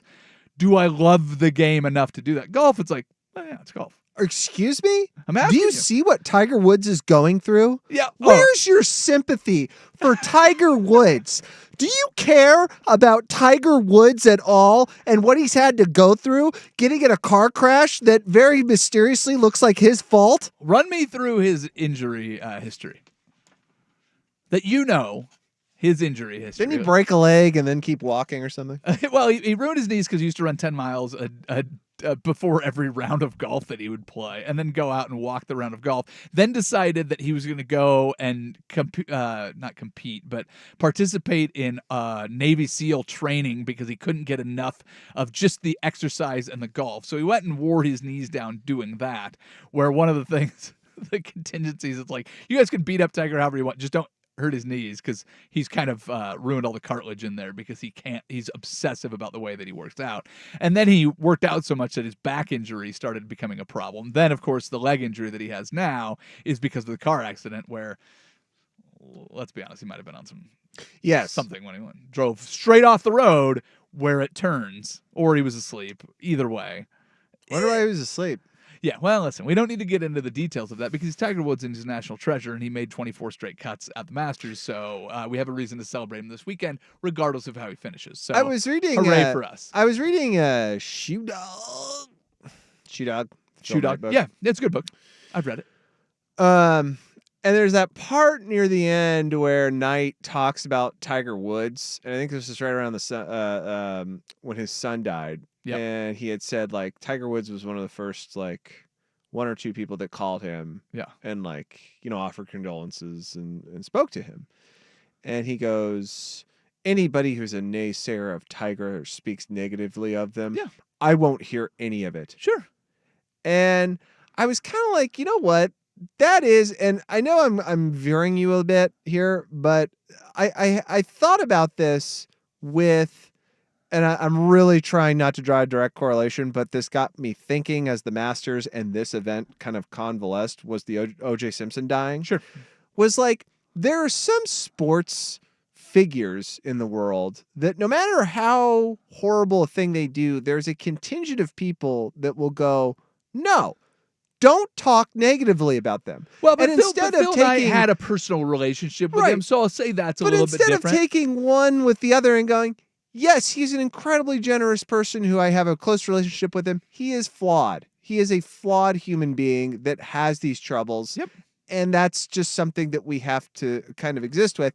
I feel like Tiger Woods is somebody who somehow, if you do mention this around very huge fans of his, will get incredibly defensive in his case, which unfortunately many of Tiger's personal errors are very self-inflicted. Not just like, oh, it happened to happen. No, it happened, and he was the driving force in it. Well, but I think that in sports with those kind of athletes, it starts to get old after a while, is what I'm trying to say. Well, but it's not exclusive to sports. I mean, who would you put on the level of fame with Tiger Woods? Because I think Tiger Woods transcended sports. Tiger you mean Woods, in anything? That's your question. Yeah, but like, dude, I was in Los Angeles working at the W Hotel when Michael Jackson died. Mm. And the W Hotel in Westwood is right across from the hospital at UCLA. And that's where they took Michael Jackson when he was near death. Mm-hmm. So they took him over to there. And I remember I was a front desk manager. I was checking someone in at the front desk, and there's a little countdown clock. It was, I don't know, just a normal day or whatever. It wasn't like we were completely full or anything. But I remember checking someone into the hotel, and there was, let's say, 80 people left to check in. But I checked somebody in. Instead of going from 80 to 79, it went from 80 to 83. And I was like, wait, what? Then I checked in the next person, and it went from 83 to 90. And then it just kept clicking up and up and up. Yeah. And what happened was Michael Jackson was being transferred to that hospital, so the press was like just inundating us. Yep. Then they moved him into Cedars-Sinai, and everybody left. Check that. It was just, there was helicopters over us for, I don't know, 4 hours or whatever it was. Then he goes to another hospital, and it was just one of the crazier days. My wife at the same time worked in Encino near his childhood home. So when the Jackson family moved out, there was a vigil outside of that house for 3 months. Was Michael Jackson a good person? Did he have some questionable personal traits that worried people? Yeah. Tell that to his fans. Like, there's people that to this day will defend Michael Jackson, that he couldn't have done anything. Have you ever heard Thriller? Like, no, those two things don't correlate. Yeah. And Tiger Woods, you can't say a bad thing about him because he won all those Masters. That's a fan thing. For Phil Knight going through one of the worst things in his life and getting a phone call from somebody that is a colleague and it's stepping into the friendship territory. You can be a great friend. Like, you probably have friends where you're like, yeah, it's a great dude, but like, he flies off the handle, and if he ended up in prison, I wouldn't be surprised. But again, I think what I'm trying But to... if I needed something, I'd call him. And this is where the OJ part of it came in, because what I loved so much OJ Made in America, the 30 It was for very 30 good. ESPN did, and I think it was It some wasn't even a 8-part 30 for 30. It was series. like a 5-part. Oh, it was just a thing. Yeah. But either. I loved it because what they examined on most in it was the idea of America's ability to lionize and almost create a pious nature around celebrity and athlete, and not take in the reality that there is something about everybody that is flawed. And with O.J. Simpson, of course, there is an incredibly major flaw about him. But before that time, he transcended most everything. And I think that when I think about this with all these other athletes, is that like, you don't think about these things because you want to believe what you're told, because there's an authority out there that seems authoritative. Another really great example of this is Steph Curry. Steph Curry, right up until the crypto thing, was about untouchable. And the reason he was untouchable was because the fact he was very careful and selective about how he put his name out there. Now, what really drug him through the mud was the fact that after all this stuff came out about crypto and how the company he was actually, endorsing had some fraudulent activities going on, that he doubled back. And he just said, yes, I still support, this company that I propped up. And I think we know why. Yeah. Probably because there's a breach of contract in there. Yep. It says if you speak negatively of it, we yank your cash. Yep. So, again, with athletes, with sports teams, but what you're I know talking that about, we though, are 1080 the fan, and fan stands for fanatic, and you feed into that. But just stop for a second sometimes and think. The one that gets me, though, you're talking about fame, though. Right now, Steph Curry is more famous in basketball. O.J. Simpson, you never watched O.J. Simpson play football. You never did. Probably not. No. He stopped playing long before you were born. There's no way that you watched him play football.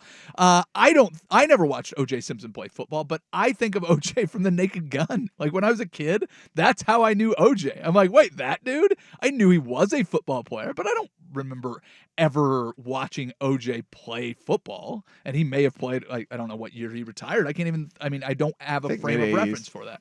Yeah. So the thing is, it's not an athlete where the athlete part of it comes in and the fanatic part of it is, watch how quickly somebody becomes a fan of a guy that they absolutely hate the second that he joins your team.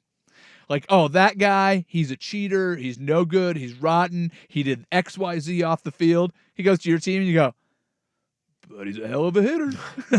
Look, what do you want me to say? Yeah, we need a pass rush. It's just right, that's like, yes, it does exist, but with all levels of fame, we give people this other agency of intelligence or morality or whatever, and you bestow these other attributes on people because, man, that song they do, it's great. Oh, he's so good in that movie. He can hit a ball a mile. And we do this all the time. They're just regular people who happen to be great at something.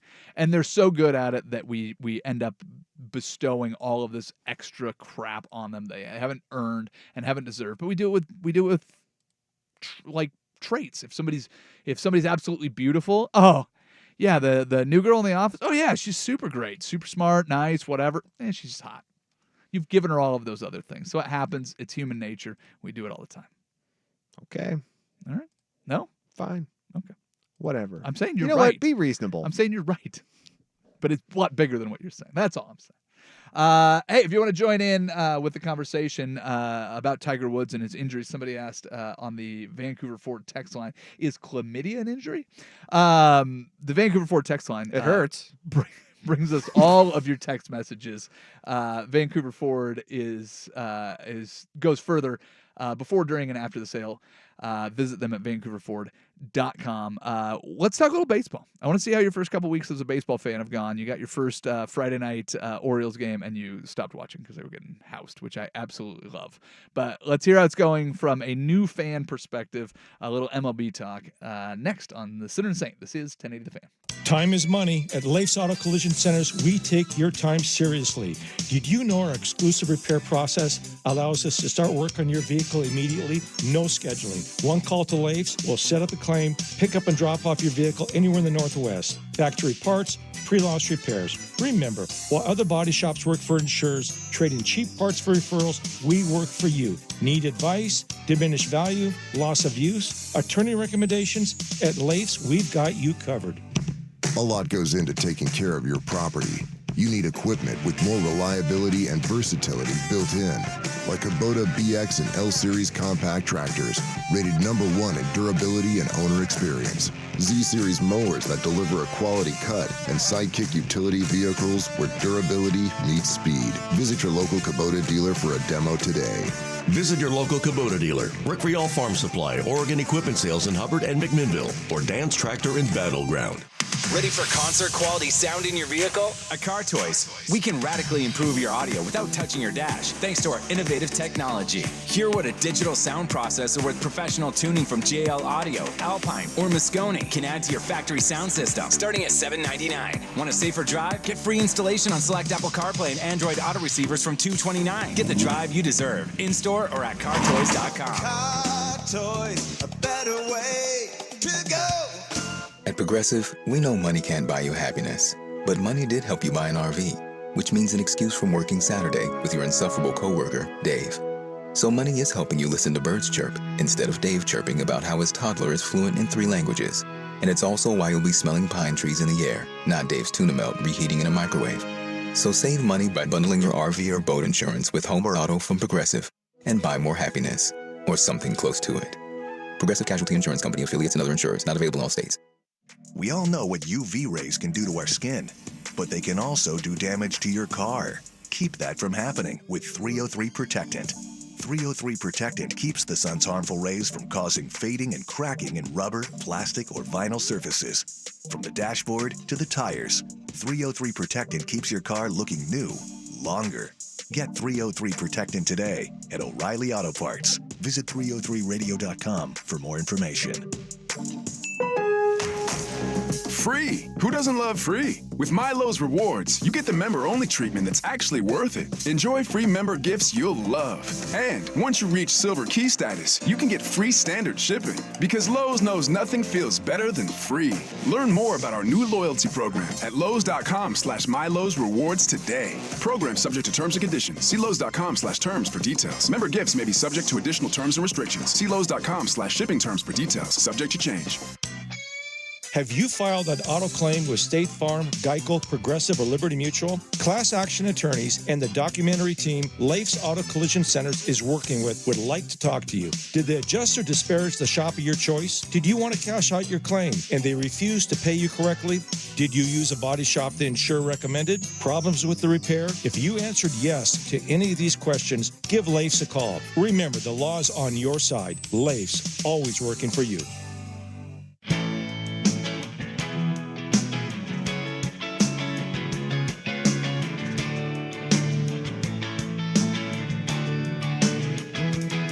The Sinner and the Saint Tailgate with Luke Anderson and Will Darkins on 1080 The Fan.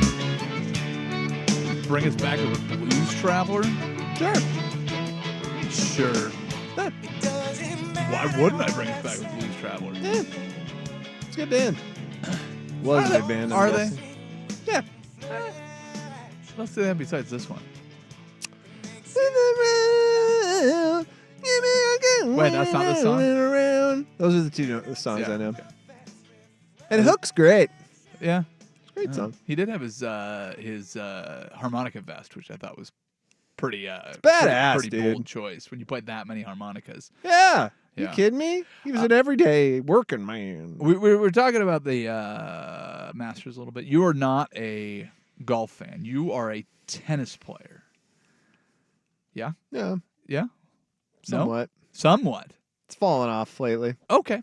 perfect. That's perfect timing for this question. Okay. Have you played any pickleball? Yeah, I have played pickleball. What do you think of pickleball? It's fun. It's a good time. Okay. I'm going to throw something at you. Right. I was in Rome. Mm-hmm. The hotel I had a paddle court. Have you ever seen paddle? Padel. Go ahead and pull up. Paddle court? Is that like an S&M thing? Like they get you on the court and hit you? I wasn't in Germany. I was okay. I was in Rome. So no, it is the world equivalent to pickleball. So as you know, when a sport emerges in the United States, usually there's a more popular, similar version that is going on around the world. So American football, yeah, we have kind of owned that, and it hasn't really done well. But rugby has been killing it around the world. We have baseball. The world has cricket. So paddle is growing 2.5 times faster than pickleball. And the pickleball craze is insane around here. I think I can think of 2 dedicated pickleball facilities in Portland now, and I think that there may end up being a third that's coming up shortly as well. But paddle is basically a little less firm tennis ball. And imagine a tennis court with a clear back wall on it. So the back 2 corners are these plexiglass walls. And instead of going out of bounds, it just stays in the court and you just play it off of that. So it takes away a lot of the running. But this is kind of the world equivalent to pickleball. Yeah, I'm watching it now. You This all is in? badass. It's awesome. So it's Yeah. like take tennis meets squash or racquetball. Yeah. It looked awesome, and all I want to do is play it. And I don't know where we can play it around here. So you and I might have to build a court. Yeah, I mean this is way more fun than pickleball. Yeah, it looks more skill oriented. Yeah. Like I'm seeing dudes actually like hit slices and like backspin curves. Yeah, yeah. these are pretty sweet. I played pickleball and put a little ping pong spin on the ball, and it did not get received. Doesn't do anything. No, it worked. Oh, really? It did not get received well by my opponents who had been playing a bunch of pickleball. I was cleaning people up, and then I did the hey, maybe I'll just play left-handed. Oh, don't do that. Oh, don't make me feel bad. And I go, I'll probably still beat you, and then I did, and same thing. But yeah, you could put some spin on a pickleball, but that I thought you would be into this sport. Yeah, it looks cool. Padel. So if you have a chance and you're playing pickleball and you want to play something that doesn't have that annoying sound, because in Lake Oswego they're trying to get rid of pickleball between certain hours because the thump, thump, thump, thump, thump, thump. It's kind of making a big deal in a lot of areas. And hey, listen, I grew up playing pickleball. I grew up in the state of Washington. Pickleball is the official state sport of Washington. I'm not condemning pickleball, but as a time and place, paddle. Man, it looked awesome. I'm here for it. Highly recommend it. I know we're supposed to talk baseball, but we are a little bit behind the clock. So let's do a quick Sports Center update. We'll get into your first 2 weeks of baseball fan, and we'll do it next. Here's the sports thing.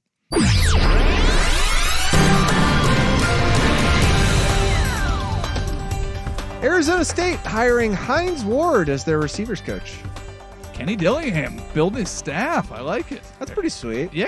I'd be pumped to get some lessons from Hines. Where Hines Ward didn't play for Arizona State.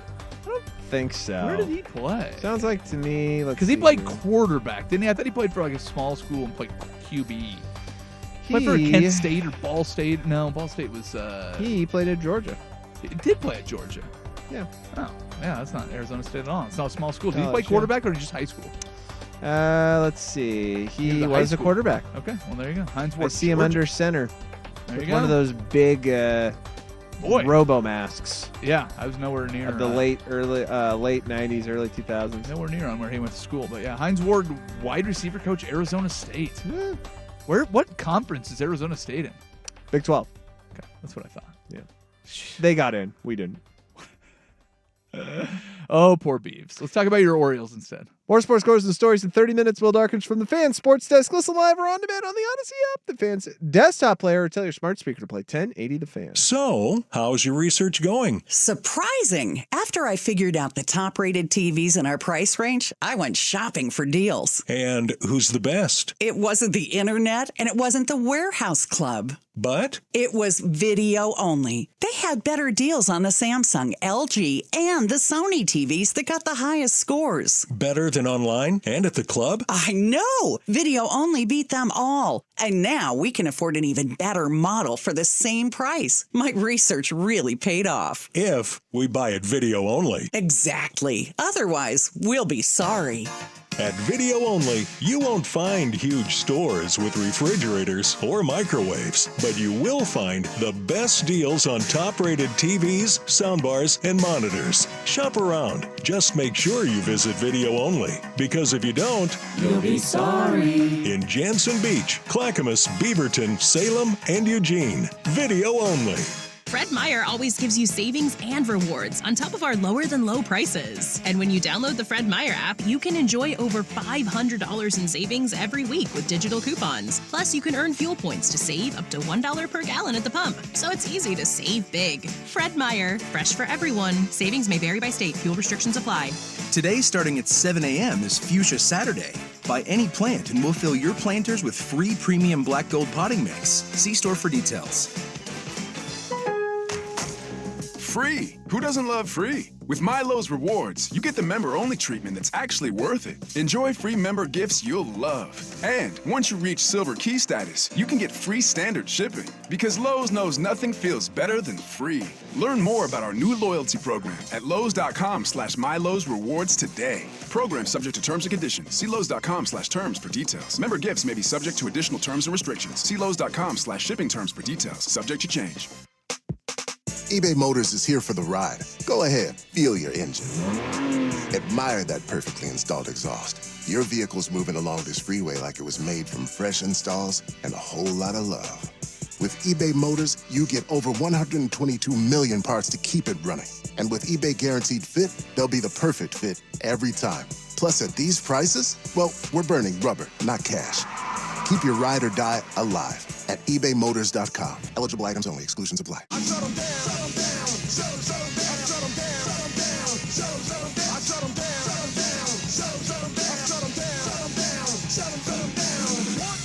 The Sinner and the Saint Tailgate with Luke Anderson and Will Darkins on 1080 The Fan. Bryce Miller looks good for the Mariners. The rest of the Mariners seem to stink.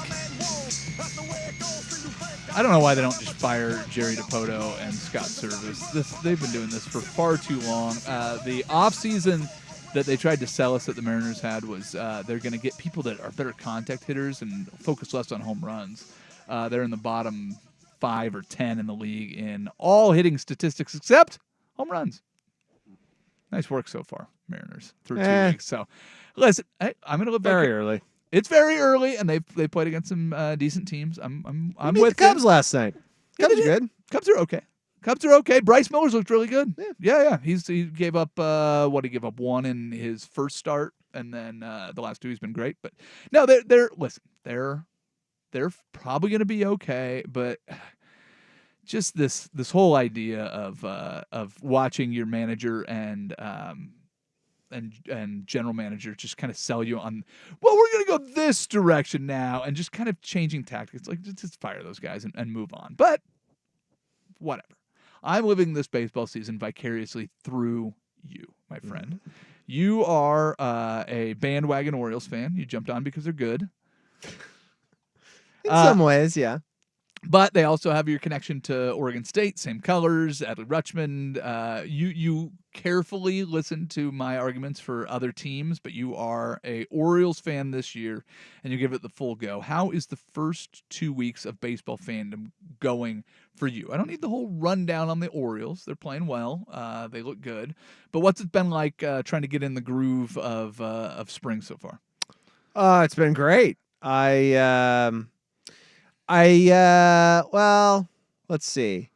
So I do understand that the season is very young, but I think I also got very lucky in that I chose a team that has many different talking points and many different inflection points, even just this early in the season. One of which being that, I got to see a real ace in Corbin Burns just tear us up on all teams in all of his starts, as he truly has. He's one of the highest rated starting pitchers this early in the season, which is cool to watch. The other and probably the biggest part that has overshadowed anything that the Orioles have done so far has been Jackson Holiday, which is the number one recruit that they called up from Norfolk. Number one prospect. Yeah, number one prospect they called up from Norfolk in, I believe, the second game of that Sox series we just swept. And it's been 3 games, and fans are freaking out because he hasn't. It's so funny. It's early in the season. It's very early in his career. Yes. And, but watching, 20 years old. But watching how people live and die with these games, or and just get into it. Like here, hasn't had a hit yet. What I will say is this: he looks a little overwhelmed, like a 20-year-old probably would at bat. He has had some mistakes out in the field, caused some errors. Playing second base, which again, 20 years old, it's going to happen. But to top all that, one of the biggest stories that really have come out of the team is this dude named Colton Cowser, who was a rookie last season and has now come on.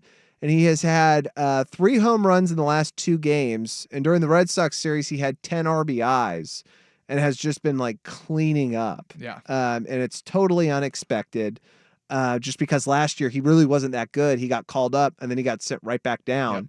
Yep. And then even this season, he, kind of, I don't want to say like barely made the spring roster, but it was, he made it and he was right in at the line. And now in this last week, he has just turned on. Like it's just, he's become their best hitter. Well, and is it just a good week, or is it something that can be maintained for the whole year? You don't know. You just don't know. You don't know. And so, plus, you played some pretty crappy pitchers from the Sox. They got really all their runs and all their scoring off of relief guys. But man, it's been going well. I've enjoyed it. The team seems to play horrible in the beginning and then turns it on, which is exciting for me. Last night, Friday Night Baseball, I had an inkling we might get our ass kicked in because we had one of our worst starting pitchers, Tyler Wells, on the bump, and he performed beautifully in that way. As to be expected. He was terrible. He got pulled in the 5th, which is not good. Yeah.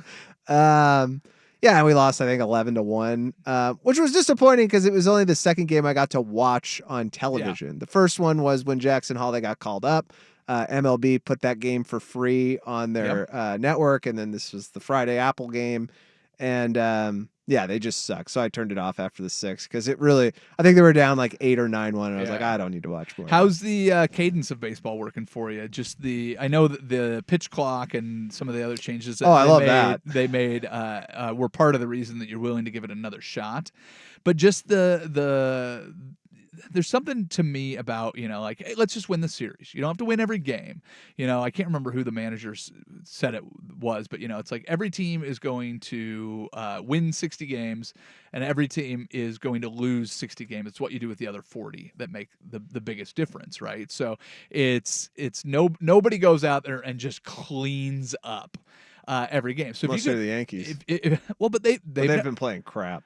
I mean, crap teams. Yeah, absolutely. But at the same time, still, they're not perfect. It's you don't go out and win every game. Most teams are into their 5th series of the season, and so just going out and trying to get hey, every game can't be the most important game of the year. You're playing 162, so just going with the cadence of in this game. All right, I can pull the shoot. We're getting whooped. We're into the bullpen already. We're down 9 runs. Yeah. I can move on from this, but just going, all right, tomorrow's another day. There's something about that in baseball that's unique compared to other sports where it's like, all right, well, cool. Tomorrow we've got our guy going up, and you get those matchups where you get into that series and not all teams are on the same rotation. So our ace against their ace, this is one that we need. Have you started to feel kind of that yet, or is it a little too early for you? In a way, at least, just from specifically the Orioles' perspective, because I started in spring ball and I've read everything and I followed the spring games because I was like, look, if I'm gonna have any chance of having a buy-in, I should pay attention to spring and just at least follow it. Yep.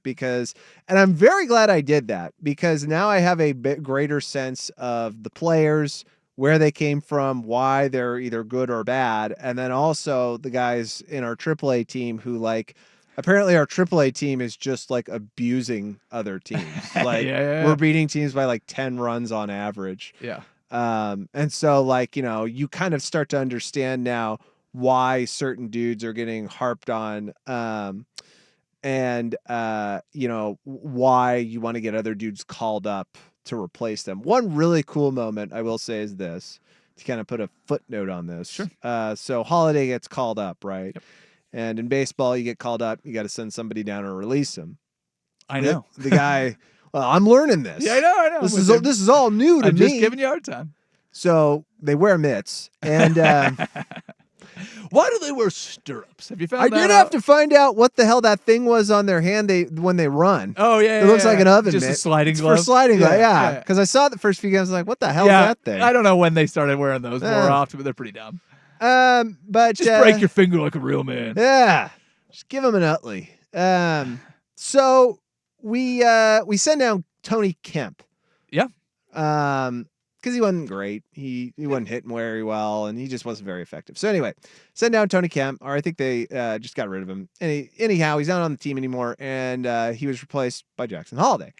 And Tony Kemp put out a tweet after this happened, and he goes, "It's interesting because when I was playing at Texas in college, I played with a guy named Matt Holiday. Yep. And Matt Holiday would bring his kid to games early on, and his kid, I remember was watching him even at 4 years old, have this incredible arm. And he's like, go get him, kid. Good luck." Yeah. And I was like, that's really friggin' cool that you saw this kid in college as a toddler essentially. And now, unfortunately, he's replacing you, but it's this cyclical moment. Like, wow. Yeah. Where am I? That's crazy. And then he gets sent out to, I think Kemp went to Oakland. Oh, did he? Yeah. I think so, which I don't know if you've seen any home games.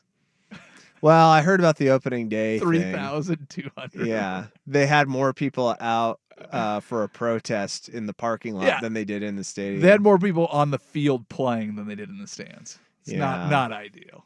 I don't know, man. I mean, how can you be... Well, they're leaving. They're a lame duck team. Well, not really. They're supposed to play in Sacramento. Is that correct? Well, what I'm saying though is they're leaving. Well, Oakland. right. Yeah. That's what I'm saying. So yeah, it's why would you go and support a team that's leaving you? I mean, Oakland has gotten they famously lost the Raiders. They're famously losing the A's, but I think a lot of people may or may not realize that the Warriors played over on the east side for a long time too, and they moved into San Francisco too. So once upon a time, this hotbed of professional sports is now. Well, not only that, but like, what is the guarantee that they're going to get better once they go to Vegas? Well, I mean, I don't think that's necessarily the problem right now. If you're a fan, it's that they never figured out. I mean, the Coliseum is a dump. Yeah, and it's a so I've terrible heard. place to watch a baseball game. Anyways, because I've been there, and the Kingdome was built around the same area, Jack Murphy Stadium, all of these multi sport stadiums, but the Kingdome was awful, and this was a Kingdome without a roof. It's the same thing. It's just a big concrete turd in the middle of like a garbage field next to the Oakland airport. It's pretty awful. There's no redeeming quality, and they've left it in disrepair. So they've got possums and squirrels and sewage leaks and all. I mean, these are real problems. Well, I think what always kind of makes me scratch my head about moves. Relocations. Relocations is that it shaves away the veneer of what you as a fan think sports is about, which is money.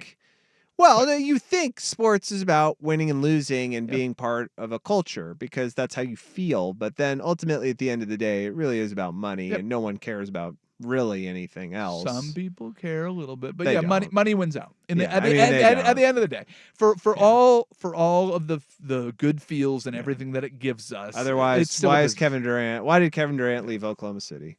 Yeah, no, I'm with you. I'm with you. But you know what? Those are the storylines. It creates heroes and villains that way. And the guys that follow the money versus, Tom Brady became a hero for always taking a little less to make sure that his team was that much better and won all those Super Bowls. And, then you have the guys that like pay me all the money. And if they can still go out and win, that's the perfect balance. Or the guys that take all the money and never win again. It just creates more narratives. Who's it? Who's that D tackle? Hainsworth? Oh yeah, Albert Hainsworth. Albert Hainsworth. Yes. Took all the money. Take the money. And ate it. I don't know. Russell Okung got paid in cryptocurrency. I hope he's doing okay. I know. It's pathetic. How did you fall for that? That is the ultimate. That's just like a callback to, hey, I got a great deal on a car wash for athletes. Yeah. It's really depressing to see athletes fall into those financial traps that are just stereotypes. Oh, he thought he was so smart. It's the crypto and then also the ETFs, or not the ETFs, the NFTs. Yeah, the NFTs. Yeah. Where I was just like, oh no, don't do that. Yeah. Like, you're really perpetuating it. Yep. Just making dumb decisions with your money. Well, and then the other thing is all the people that follow them too. So it's it is what it is. Hey, let's get to what to watch. It's a segment where we tell you what to watch for the sports weekend. We'll do it next. Center and Saint, 1080 The Fan. Join 1080 The Fan and Odyssey as we all do our one thing. Together, millions of things for our planet. This Earth Day, we're teaming up with Free Geek for our Tech Now Drive. On April 19th, bring your unused laptops, tablets, and mobile phones to Washington Square. Free Geek's goal is to divert technology that would otherwise be recycled or thrown away, refurbish it, and give it back to our community at low or no cost. Our Tech Drive is Friday, April 19th from 11 to 4 in the Washington Square Mall parking lot. For more info, go to freegeek.org/technow. Hey, it's Dusty. When my family and I are in a time crunch or just want a delicious meal, our go-to is always Victorico's Mexican food. My favorite is the Northwest Burrito. My kids love the rolled tacos. With several area locations, it's easy to pick up Victorico's. Order online now at victoricos.com or on the mobile app. Dive into 3 days of savings throughout the store at Coastal. Coastal Farm and Ranch, with just what the country needs. From now until April 14th, stop by for an unbeatable shopping experience during the 3 days of savings sale. Find an incredible 20% off discount on all clothing, footwear, and clothing accessories. Take advantage of an exclusive 10% off store-wide on everything else during our Super Saturday celebration. From outdoor equipment to home decor, pet essentials to gardening tools, Coastal has you covered. So mark your calendars, spread the word, and join us for 3 days filled with unbeatable savings starting April 12th at your local Coastal. Coastal Farm and Ranch, with just what the country needs. Spring into action with savings at Coastal. Business. It's all the things that keep this world turning. And behind every one of these companies is a partner helping to keep it all moving. It's why the local flower shop and your favorite pizza joint, the startup and the stadium, hospitals and hotels, banks and restaurants nationwide all choose the Advanced Network, Cybersecurity Solutions, and round-the-clock trusted partnership from Comcast Business, the company that powers more businesses than anyone else. Comcast Business, powering possibilities. See why Comcast Business powers more small businesses than anyone else. Get started with fast speeds and advanced security for $49.99 a month for 12 months with a 2-year contract. Plus, ask how to get up to an $800 prepaid card with a qualifying internet package. Don't wait. Call or go online to switch today. Ends 5/5/24. Restrictions apply. New customers only with 50 megabits per second internet and security edge. Equal bill and auto pay required. Equipment, taxes, and fees extra. This is an important notice to all U.S. taxpayers. The IRS is giving away billions of dollars in tax savings through a federal program called the Fresh Start Initiative to aid delinquent taxpayers. This initiative was established for anyone facing financial hardship and unable to pay their back taxes. Qualifying and enrolling in this program will stop all collections, settle your delinquent tax problem, and even reduce what you owe by thousands of dollars. Call the hotline at People's Tax Relief to see if you qualify and get this free information by dialing 800-351-4596. If you have unfiled tax returns or cannot afford to pay your personal or business back taxes, you can now get the help you need. One simple phone call can resolve your tax problem and save you thousands of dollars. To see if you qualify and to get this important free information, call 800-351-4596. 800-351-4596. 800-351-4596. Which is the most exciting matchup in the field of competition? Which game will leave you kicking yourself if you miss it? Which channel should you switch to when the sporting day is gone? Welcome to America's most exciting sports talk radio show segment. It's time for What to Watch. Presented by Encore Audio Video. Now hear this. Whether you're looking for a new TV or a custom home theater, start at Encore's showroom at 14th and Everett in the Pearl. Now our expert panel.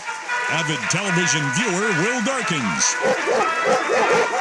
and increasingly out-of-touch father of twin girls Luke Anderson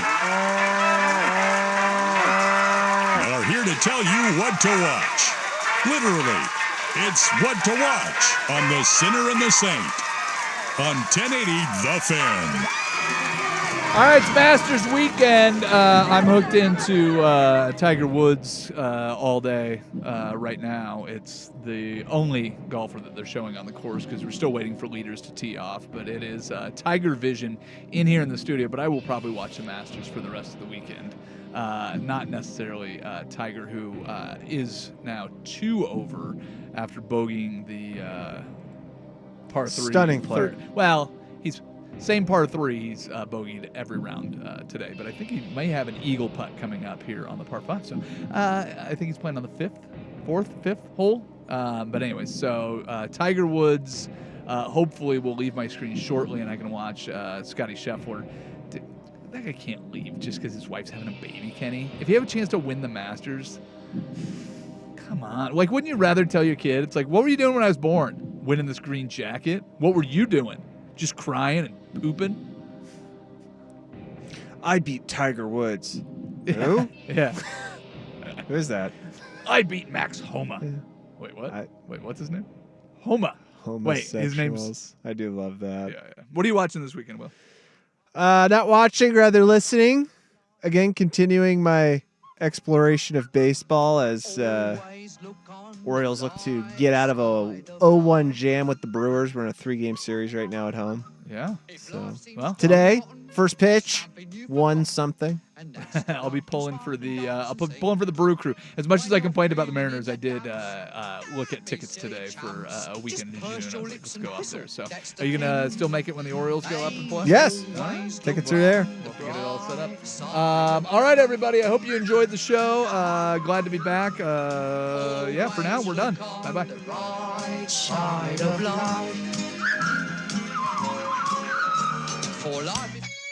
Have you filed an auto claim with State Farm, Geico, Progressive, or Liberty Mutual? Class Action Attorneys and the documentary team Leif's Auto Collision Centers is working with would like to talk to you. Did they adjust or disparage the shop of your choice? Did you want to cash out your claim and they refused to pay you correctly? Did you use a body shop the insurer recommended? Problems with the repair? If you answered yes to any of these questions,